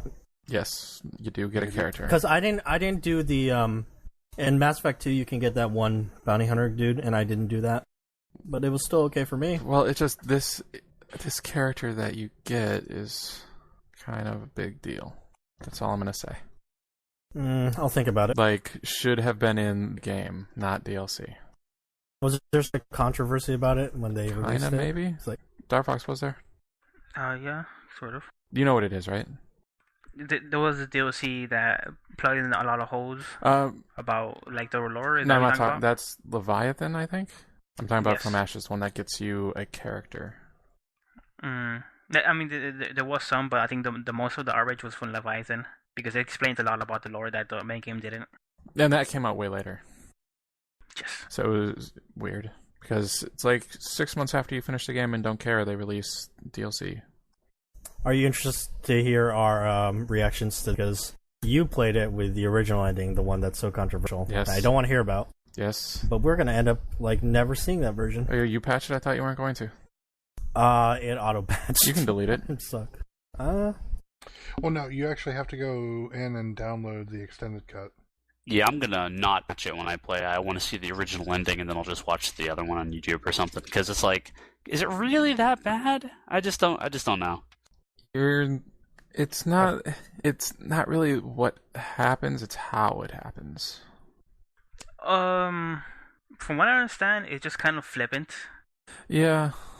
It's just like some people don't like it because some people have this problem with the revised version and the original version that it's like kind of trivializes a lot of the universe. It does, and it like negates all of your choices. May not really negates. It makes it so that everything that you've done potentially in every game doesn't really. Like you'd think that going into the end of the last one that all your choices would matter. That's what I expect. Okay then. Potentially, it doesn't matter that much. Potentially. Which is why some people were like really angry at it. They're like, "Well, that's like a ripoff," or what's that called? Disappointment. Cheapskate. Yeah. Well, with the other two games, you get to the end, and it doesn't matter what you want to do; it all kind of ends up the same. So, is it really that different? Yeah, maybe you're right because people describe that as like the diamond because you start off the same place in the middle. There's a lot of choice, but at the end, it always wraps into like the same ending for everybody, roughly the same ending for everybody. I've heard. So it may be similar. I've heard comparisons to like the Walking Dead game, but apparently the Walking Dead game handles it way better because it has like the pyramid thing or the diamond thing. No, not the pyramid thing. Yeah, pyramid is Actually, That's I want funny. to say something about that because Mass Effect 3, after I played The Walking Dead, I was immediately like kind of turned off the fact that I could, whenever a dialogue choice popped up, I could like pause and just kind of think about it, as opposed to have a timer that makes me decide and forces me to choose on the spot. I giving really, you really like like a that. sense of urgency. Yeah, I really like that from The Walking Dead, so I hope more games use that. Well, in Mass Effect, sometimes it's almost like you're talking to somebody, almost like an encyclopedia. You're just getting information off of them. It's not the same exact type of game experience. I wonder if the other Mass Effect games do this as well. But like Mass Effect 1, nobody was ever an expert on everything, but they still knew everything because you'd ask them like, "Tell me about the genophage," and they go like, "I only know what I've been told in 1990," and then they go on a big like history lesson about like what the genophage was, and like I thought you already knew what you've been told. They must have told you everything. Well, yeah, he was like, Everybody I said was that. told this in this genophage class I took. Yeah, he goes, "I don't know what I've read." Like everybody always answer like that, and then they go on to tell you like the most detailed history. It's kind of extravagant and silly. Well, everyone has to take our Krogan Studies class. Or PE. And everyone has those things. What are they called? They read the codex. There's a million codex. Codex. I don't read the codex. You should. Some of them are good. Some of them are not. I'll just take the main story for what it is. I would like to talk. I have some questions that I would like to ask you guys once you guys fill out your party. When you have recruited everyone. So let me know when you do that. Yeah, probably next week we'll talk a little bit more in detail because I'll have a week to really play. I only started like 2 days ago. That's why. Totoro's been playing all week. Well, not all week, but I started last weekend. What other games do we want to talk about? We had the Crysis 3 beta. Oh yeah, we played the Crysis 3 beta. That game sure looks good. It is a good looking game. And it sure runs nice on our high-end PCs. It does. The gameplay is okay, I guess. It's not much to say. There's only 2 maps and 2 modes. The hunter mode, where you're basically playing as the predator, is kind of cool. Mm-hmm. I guess it's hard though because all you get is the bow and arrow, and that's kind of hard to use. It is a one-hit kill. I found it pretty easy. I don't know. I would always miss. I'd be aiming right at him and I'd miss. Why are you so bad at the bow, X? Why are you bad at games? I don't know. I guess I should just quit. To explain a little bit, the hunter mode in Crysis 3, it's kind of like the zombie modes that they have on the Halo games, where 2 people start as like these hunters and they're constantly cloaked. They have a bow and they have to kill off members of like the squad, which I think it's 8 people. I forget how many people they get. It's 16 players servers. So 14 people. 2 people start as hunters. 14 people start as regular people, and your goal is to try and survive until this timer runs out. I think it was a 2-minute timer. Against the hunters, yeah. Yeah, and every time someone gets killed, they become a hunter. So eventually it comes down to 1 normal dude against 15 hunters. Yeah. And they're all like super powered up, like they can super jump and they have all their suit powers and everything. Yeah, when you're a regular guy, then you just have like this really awesome submachine gun, but you don't have any suit powers like the Crysis is known for. But it's a fun mode. I really liked it. It's a lot like the movie Predator. They were just trying to survive against one predator that was invisible and had things. But they didn't turn into predators once they're That is killed. true. I don't think there's much to say besides that about Crysis 3. Yeah, it looks good. It does. Yeah, I've never played any of them. They're okay. I didn't really like the first one. I thought the second one was okay, but it's just a shooter. Kind of just a really good looking shooter. Mm-hmm. Yeah, it's whole the original Crysis. The whole selling point was that it was built for like PC that out now can't run it on the high settings. Yeah. I wonder if I can run Crysis 1 on high settings. Probably not. I hope. Yeah, the only thing I ever hear about Crysis is using it as a benchmark to test your new video card. Pretty much. Yeah, and apparently my 580 is awesome. Yeah, well, I mean, the Crysis 2 and 3 engine compared to the first game is way more optimized, so you can probably run that better than the first game. Also, the first game is open world. It's like Far Cry or something. I'd go back and get the first game and test my video card and my rig out. But you need to get mods to This make is it really look funny really good. speed run for the first game. You were saying there's a good speed run of Crysis, Firefox?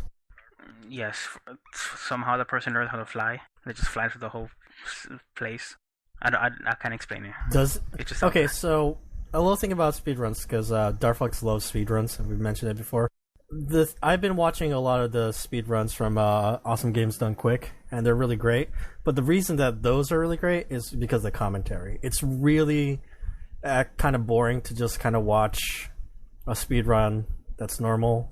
But when they're explaining like a lot of glitches and a lot of tricks and stuff like that, that's really interesting. Yeah, unless you already know the game and you know the glitches yourself, but that's highly unlikely. Like, unless you're indoctrinated into these communities that are really hard to get into. There are some speedruns you could download directly off the website, Speed Demos Archive, that have the audio commentary on track 2, but not all of them. But those are the ones I usually download. Sometimes I download them for games that I haven't even played because I just want to hear them talk about like what they do to like murder these games. It's the way to watch these speedruns. It's with the commentary from the people doing them. Yeah, it's super fascinating stuff. Mm-hmm. Okay, moving on to other games. We could just go on to Moviebox, unless there's something you want to bring up. Well, before we go, we should mention the trophy contest. Yes. We should. I was playing the trophy contest this month. Yep. February. Yes, this month of February we're running a trophy contest on the Geekbox forums, and it's who can get the most trophies, and the different levels of trophies get different points. I forgot, Kenzo wrote it all out, and he's managing it. He made a point system. Right now, Cross X Hunter is winning, I believe.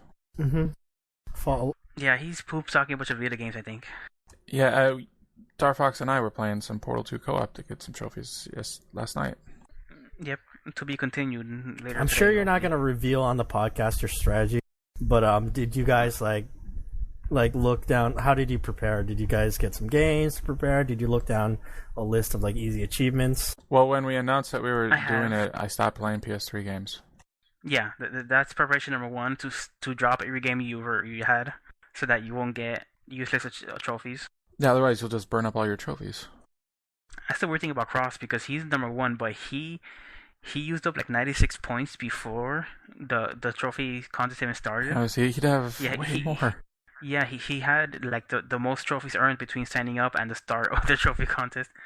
It's because he got a Vita in between and was playing a bunch of Vita games. Yeah, if I had a Vita with other PlayStation Plus games, I would have like a bunch more games to play. Do those count as well? Yeah. Yeah, you have a universal trophy score. I signed up for GameFly. I'm gonna try and get my hand on a bunch of shitty games. I don't understand how Cross is 137 points if the maximum amount of points you can get from like the Platinum, which is the best trophy, is only 8 points. But he got a ton of silver trophies. Yeah, but those are worth like, 2 points. He has he got 137 points. He bought Sound Shapes, I believe it is, on the PS3, and when you buy that game, you also get the Vita version, and they have separate trophies. And they probably have syncing, so you get the trophy at the same time. So he got a ton of trophies for that game. Well, yeah, he's in the lead. Like the guy in second place, that guy 3692. He only has 51 points. I believe the updated rankings has Bob at number 3, and he's the guy I think is going to win it all because he won the 360 achievement contest. You're the president for him being cray. He is an achievement ninja. You just want to send him another crappy prize. Because what did he get last time? Dukes of Hazzard for the PS1. Yeah, there are prizes involved in this contest. Hopefully they won't be Dukes of Hazzard for the PlayStation 1. Bob could give out that as a prize. Well, I'm out in that case. Okay, I think, should we just move on to Moviebox? Unless Sure. anyone has like a game they want to talk about. Okay, Moviebox this week, we asked Higgins to jump in for us and throw in a Moviebox because he was going to be on. And Moviebox for people, Yes. I'm sure there's going to be some people's new Moviebox, can't talk. First Use your episode of words. All Talk they're listening to. Moviebox is our movie club. Every week, someone picks a movie and we watch it and we talk about it on the podcast. And Higgins, will you please introduce your movie? Yeah, this movie came out in 2002 called 24-Hour Party People. It's about the life of Tony Wilson, who was a reporter that decided to open a club and make a record label, and was responsible for some of my absolute favorite bands. It's kind of it's a biopic that mixes in some fiction with the real life, but it's just sort of about his time, not his early days, not his later days, just the time between making factory records, signing bands like Joy Division, Happy Mondays, and just sort of the life he led during this about 15-year time period. So I was real curious to see what people unfamiliar with the scene and the music would think of this movie, because it definitely glosses over a lot of stuff. So, but I think it's a very interesting film. A lot of fourth wall breaking, a lot of talking to the camera, a lot of real life stuff happening mixed in with the footage. So we'll see what you guys thought. I liked all the fourth wall breaking stuff. I thought that was cool. Yes, especially the scene in the bathroom. Yeah, they had when the actual guy came in. Yeah, the actual guy was like janitor, and he's saying, for the record, I don't remember this happening.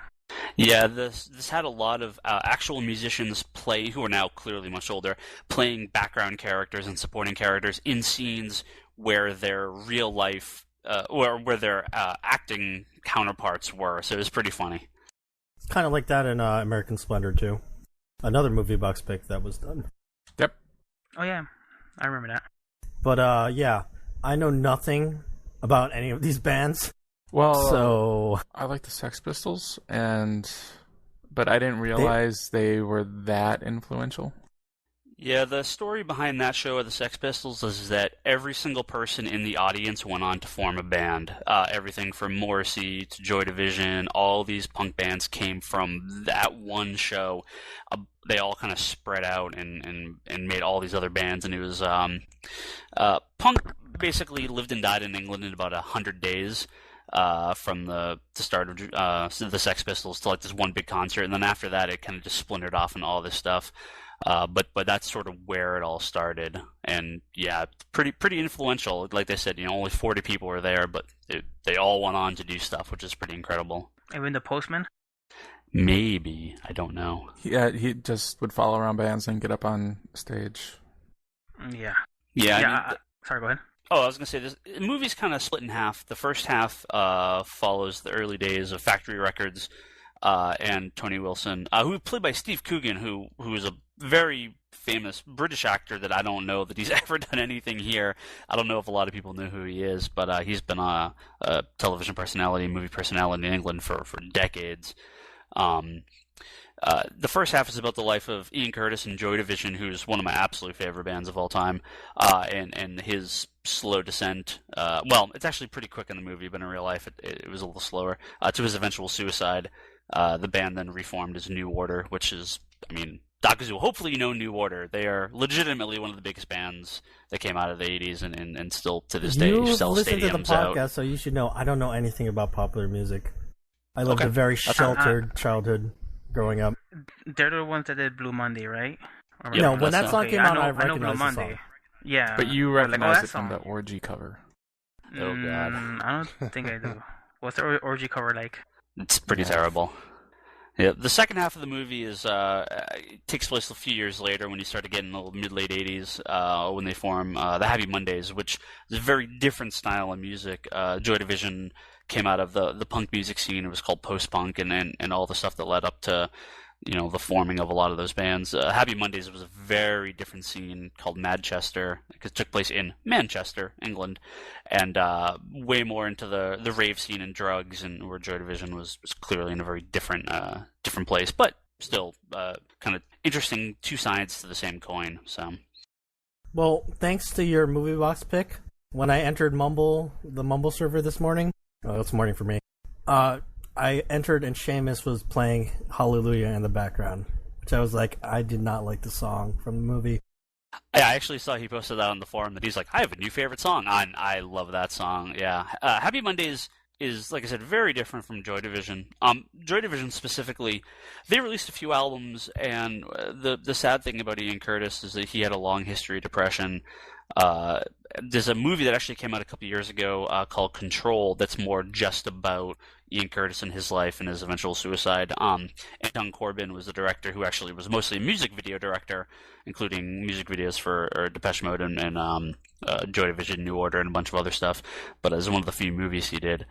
So that goes a little bit more into his story.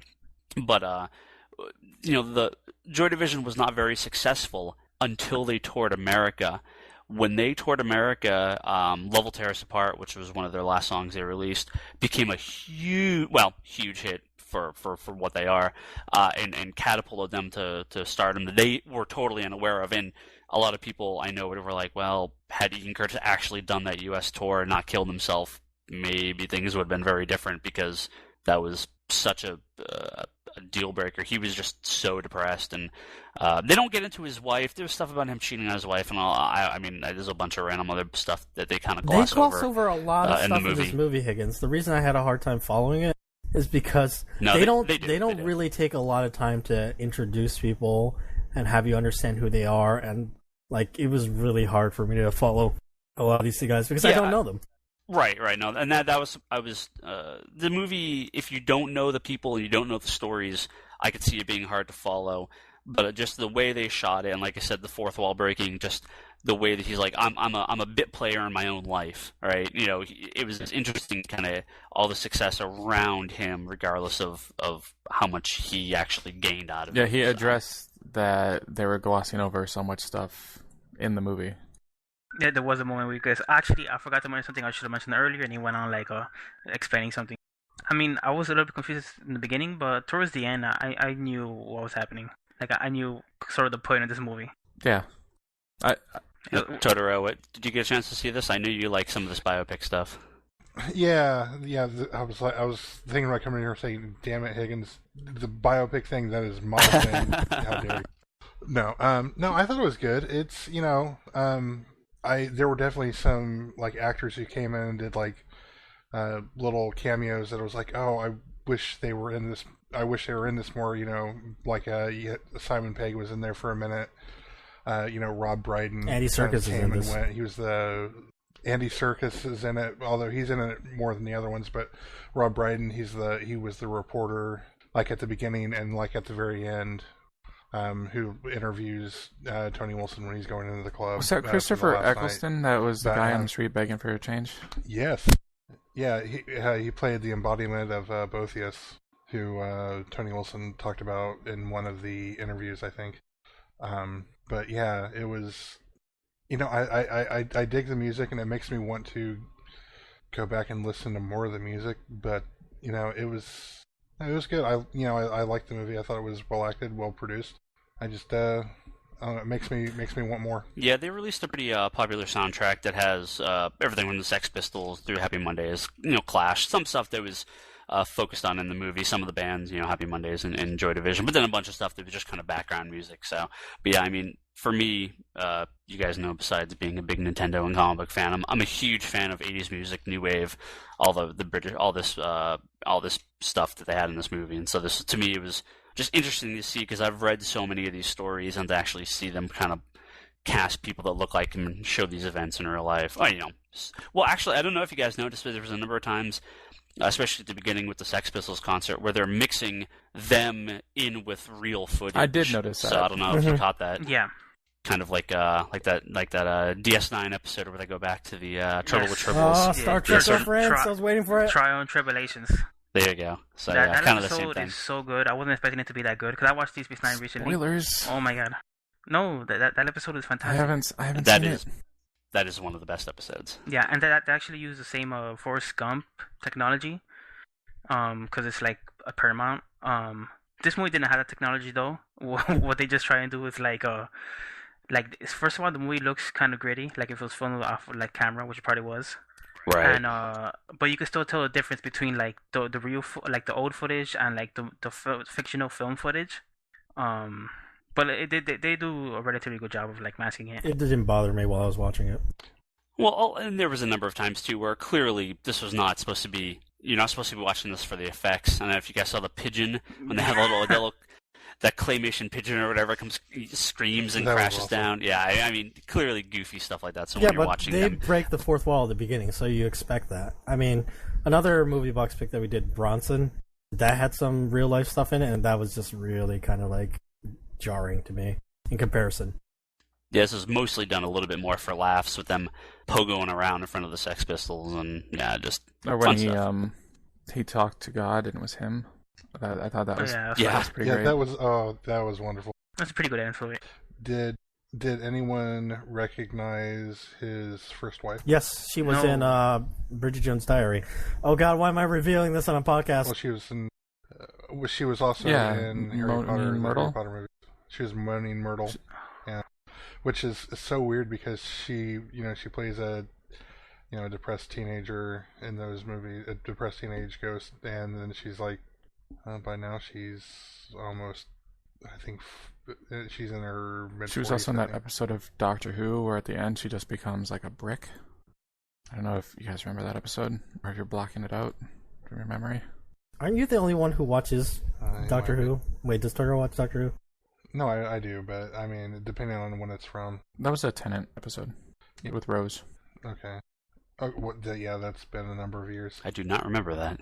It was the episode where there was the Doctor Who fan club, and then all of them died, Okay. except for one dude and then his girlfriend.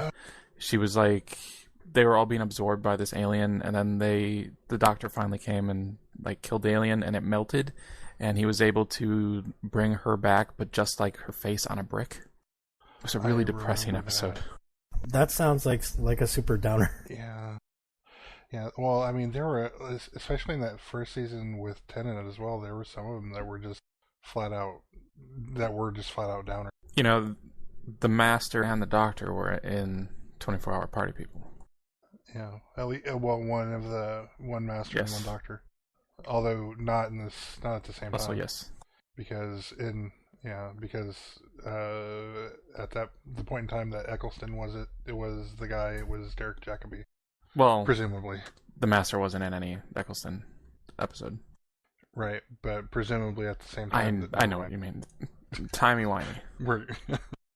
So, anything else about 24-Hour Party People? I thought some of the way it was filmed was a little hard to follow in spots, like in like the club scenes.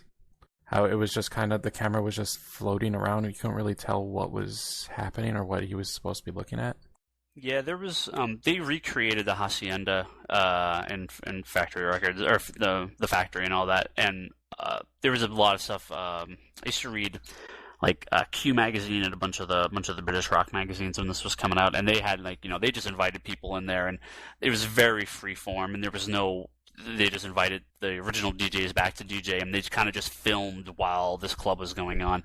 It's not supposed to be staged, a lot of it. Yeah, I figured it was just kind of showing the wild party scene and how exciting and like how crazy like. But when they were shutting it down, it seemed like he was supposed to be seeing something in the crowd because he was just kind of staring, and then it kept cutting to it and cutting back. Oh, he was seeing Egan Curtis. He saw his friend that had died, the heavyset guy, the producer. All the cast. Yeah, they were all the people that had died. He was seeing them in the crowd, very in there. Yeah, and he I did saw not get that at all. Andy Serkis was skinny again. Right. And so that's actually, I was interested to know if this is trivia or not. But like, because he sees as his first wife there, and I was wondering if she was actually there or if that was just part of like the cast role, because they kind of show the whole cast at the end. Yeah, I don't know. I could see you missing that, though. They don't really focus also, on it. Whenever they introduce bands, they would have that, this text would pop up. That was super hard to read. Yeah, they used it for the credits, too, and I was like, I can't see this. It's like neon green and flashing, and what's that say? Fez? What? Bez? Huh? Fact 1. Yeah. Fact 2. No. Yeah, they totally gloss over a bunch of stuff.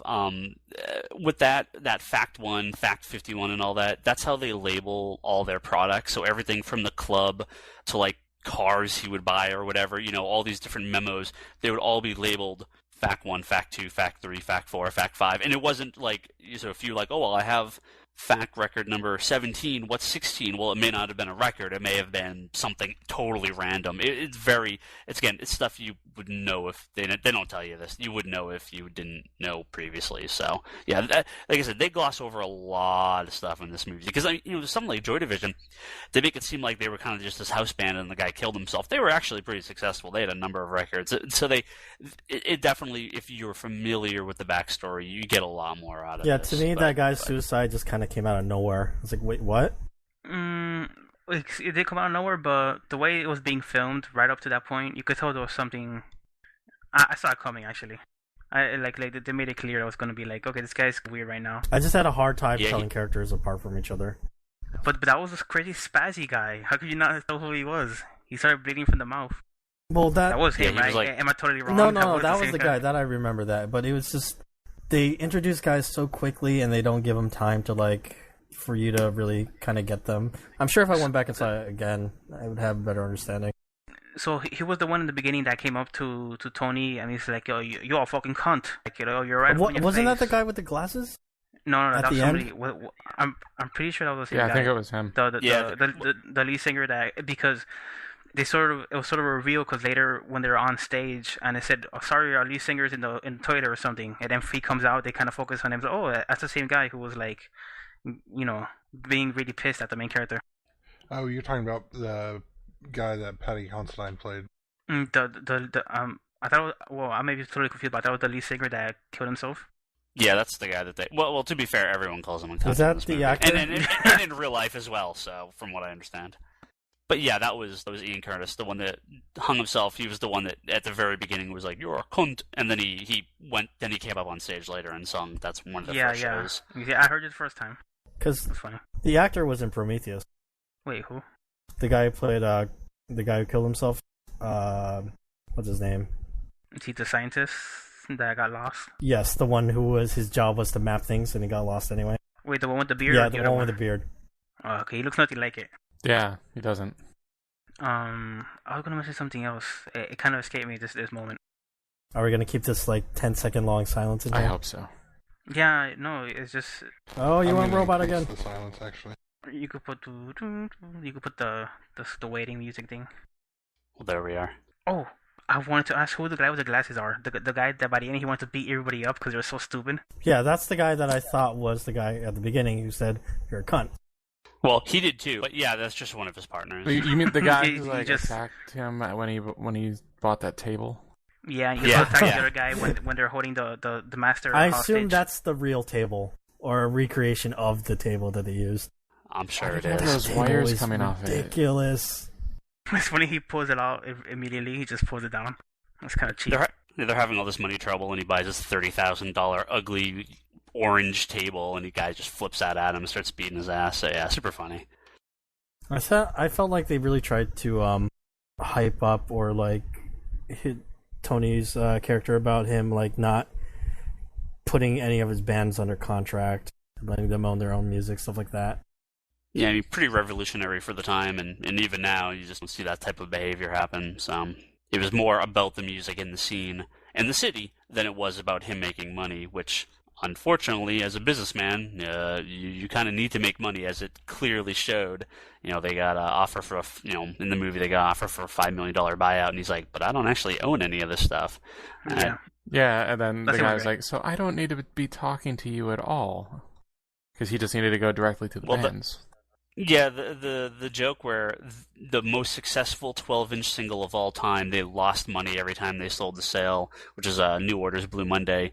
It's half the money went to the band, half, like 3/4 of the money that was left over went to the guy that designed the album art, and all the rest of the money got taken up by everyone else, and they owed money to the guy that created the album art over themselves even being paid for it, and it became probably to this day still the most successful 12-inch record ever sold. So, not a good businessman, but knew his music. So. There was also the Hacienda money drain because they weren't getting any money off the drinks. Yeah, the hiring the drug dealers to be the bouncers that's pretty funny if that's true. Yeah, that is. I thought it was also funny how it would just, while all this is going on, and then it would just go to him like interviewing people or hosting Wheel of Fortune. Yeah, because he continued to have a job. Even to this day, he's still a reporter. He still does all this stuff. So it's just, the music thing was just kind of the side gig for him, which it's funny because they focus on the side gig and they don't even focus on his real life hardly at all. It didn't seem like when he would lose money, like it didn't seem like he cared at all. Well, I'm assuming the money from his regular career kept this side gig going, and that's probably where most of it came from. And then they release an album, break even, and there you go. Well, didn't in the beginning of like the movie he's hang gliding and he said this is a amalgamation of like everything that's gonna happen, where he crashes at the end. Yeah. Yeah, Yep. I wasn't, when I first watched it, I didn't know he was breaking the fourth wall. I thought he was talking to his cameraman. I was like, what's going on? It's funny. Yeah, so that was the movie box pick. Yep. I finally understood why Higgins chose it when he was explaining the Hacienda, how they're cheering the DJ. Yeah. Oh, okay. Well, I as a rule, I mean, I am not rave culture guy. I'm not a big druggy guy. So it's not that, and not even cheering the DJ bit. It's just, to me, I hate to sound almost like Tony Wilson a little bit, but it's totally about the music. I mean, just getting the bands that I like and actually showing these guys in a bigger light, and hopefully some people listen to this and be like, wow, Joy Division actually is a really good band. So Well, you got Seamus, so good on you. You really got him. And he's Nice. the most well-read of us at all. So you got the aristocrat. I'm being serious. You guys are quiet. Yep, He reads a lot of books. He does. Bullion Cube Unbred aristocrat. Yeah. Yeah, you can go back and listen to episode 25 for that magical moment. once was enough. Yeah, so there he goes. Next movie box pick is supposed to be Bob. We had actually bumped Bob. He was supposed to be this episode. He wasn't very happy about that. And then we, X and I forgot to ask him for his movie box pick because I thought X already asked him. No, we asked him, and then he was just so outraged and bummed that he wouldn't give it. That's not true. Now he's gonna be more outraged. He's gonna be further outraged because now he's getting bumped again for Darfox. I'm sorry, Bob. He wasn't really mad. Are you sure it's my turn? You guys can't reach him? Yeah, I tried. He's not responding. So, you're up. Mm-hmm. Okay. My movie box pick is a typical one because it's not a Jackie Chan What? or anime or anything like that. What? Yeah, it's I really like this movie. It's like in my top 5, and it keeps weird company because my top 5 is full of weird anime and Jackie Chan movies. But it's called Waking Life, and it's a rotoscope movie. It's kind of an artsy, smartsy, pretentious movie, but it's a movie that's super fascinating to me. I could watch it a billion times. In fact, I have, and I play close attention to it every single time. Not because I'm trying to figure it out, but because it's a really good experience. And I'll just say it's a movie about dreams, and that is rotoscoped. And you could guess how weird it could be. I remember seeing this movie when I was working at a video store, and people were like, "Wow, this movie, it's really interesting." But I just had no interest in seeing it. So you're making me watch it now. Cool. Is this pretty on cool. Netflix? No, it's not. Last I checked, but you guys have been a little bit slack about the Netflix. Well, it's not a so rule. I'm gonna Just take letting advantage. the It's not a listeners rule. know that if they shouldn't wait till the last second if they want to listen to the next episode and not care about spoilers. They'll have to rent the disc from Netflix. Yep. Yeah, the director Richard Linklater. Someone And- told me that they just skip over movie box, which I thought was pretty sad. Who told you this? I forgot who it was. Someone said, "Oh, I don't even listen to movie box." I was like, "What?" Yeah, maybe Rodney. I don't know. You should listen to Movie Box. His Movie Box has gone on very long from, well, I can tell I wasn't involved in Movie Box 1 or 2, but I think it actually went up to 3 before we started doing the podcast. yeah, but we are up to, what, this is like the 5th round or something? 4th Yeah. round? Like, as long as the podcast goes, I assume we're going to I be think doing I've had Movie Box. 4 picks so far on the podcast. Mm-hmm. Well, I like to hear the movies. You guys talk about the movies that I have seen, but I like hearing about movies that I haven't seen because it gives me something new to check out. Well, there you go. See, Higgins says listen to Movie Box. Don't skip it. I approve. Also, if you skip Movie Box, you listen to sometimes the little fun extras we have at the end of the podcast. But the people that skip Movie Box have already skipped and that didn't hear this. What a bunch of jerks. We should, before we close the podcast, we should talk about All Talk Watches. Because when Higgins did All Talk Watches Twin Peaks, he was on. But we are finally going to be putting out episodes of the All Talk Watches The Stand. Right, Totoro? Yes, that is right. Totoro. Okay, Totoro's having some mic I am issues. Totoro now. I'm Totoro. Yeah, Star Fox, do your Totoro impression. I put out the stand Thursday. This is pretty amazing because Totoro always does impressions of Darfox. Well, that's my Robotaro impression. He's like the guy from what's his name? The guy from South Park that has like the voice box. Whatever. Literal breaking news. Ned. The new Star Trek Into Darkness trailer just went live on Apple, so go What? check that out. What? Oh my god! Yep. Are you going to watch it, or Right. are you skipping this trailer? I think I'll give it one more, but then it depends on how much happens with this one, and then I'll be done, so. Do you want us to watch it and then tell you? No, it's only a 33 Oh, is second it the Super okay, Bowl ad. Super Never mind, Bowl. never mind. Super weak. Never mind. Fast and Furious. It said new trailer, and I was like, what? Oh, Super Bowl ad. Oh, The well. first Fast and Furious Okay. 6 teaser is going to be during the Super Bowl. 60 seconds, It's called right? Fury 6. I thought originally it was called Furious 6. I think they changed the name. But watches for The Stand. Yeah, they should be coming out this upcoming Thursday. We recorded them months ago, so hopefully we didn't make some like super topical references. Although it might be... Mitt Romney's projected to win the elections. No, this would have been before that even. It was a while ago. And then a couple episodes We've been ago, talking we were about like, it's coming Herman back. Cain. But anyway, they should be going up weekly now. And what is it, 4 episodes, 5 episodes? Yep. It's not very long, right? I think it's just 4, yeah. Yeah, I really liked the show. I remember watching it when it was first on TV, and I watched it maybe once or twice since. It was good. I liked The Stand. It's a little miniseries goofy, lot. but yeah, it's good. If you like Gary Sinise, I might bring ball. It's very 90s. Even for the 90s, it was goofy. I don't want to spoil it for people. Just the way it ends with the thing coming down. The big, like, listen to all glowing Talk thing. Watches.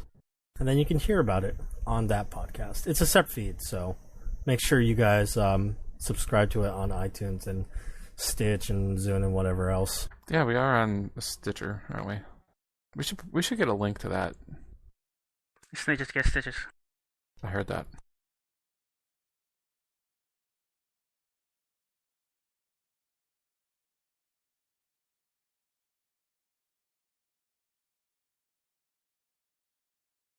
Stupid dogs. Yeah, Dakazu's getting mauled by a dog right now. I love my dog. So he's gonna be back in a few minutes. We can talk about other stuff until he gets back. No, I'm back. Sorry, that was not my dog. We were just I about love to dogs have too. the best conversation of all time. Well, people can listen Too for bad. that for next week. We can't give them everything. No! Whatever. I watched that Star Trek trailer. There was new footage in it. It was okay. Awesome. It was pretty amazing, but I mean, it wasn't like a new trailer. 30 seconds. How much did you ask? Was there tribbles? There were tribbles in Not- the first one. Yeah, there was. That was funny. It was like in a cage being kept by Scotty in Yeah, the that's ice right. place. I think it was just on so. his Yeah, dad, I wasn't remember it? seeing that now. Yeah, and you hear the tribble like the... Okay, guys. I think we should thank Ryan Higgins for joining us on our spectacular 1-year anniversary special. Thank you, Ryan Higgins. It was an awesome episode, and you should go back and listen to our previous episodes. But probably not the first one, because we're kind of stiff and not as good. Listen to the 4th episode. That's the one where Darfox joins us for the first time. Which one was the one that your dog listened to? I think this is the first appearance of your dog on the podcast. It's not my dog. This is the neighbor's dog.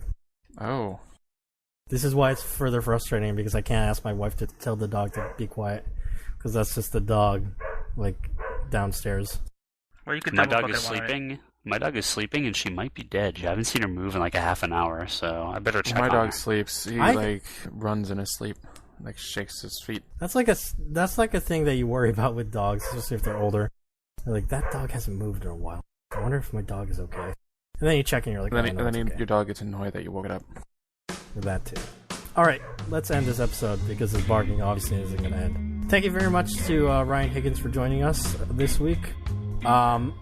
Thank you, guys.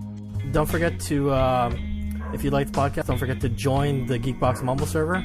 You'll find the information on the forums at forums.geekbox.net. And come join us and come talk to us. We play video games together. Don't forget to join the Sunday night game nights as well, 7 p.m. Eastern time.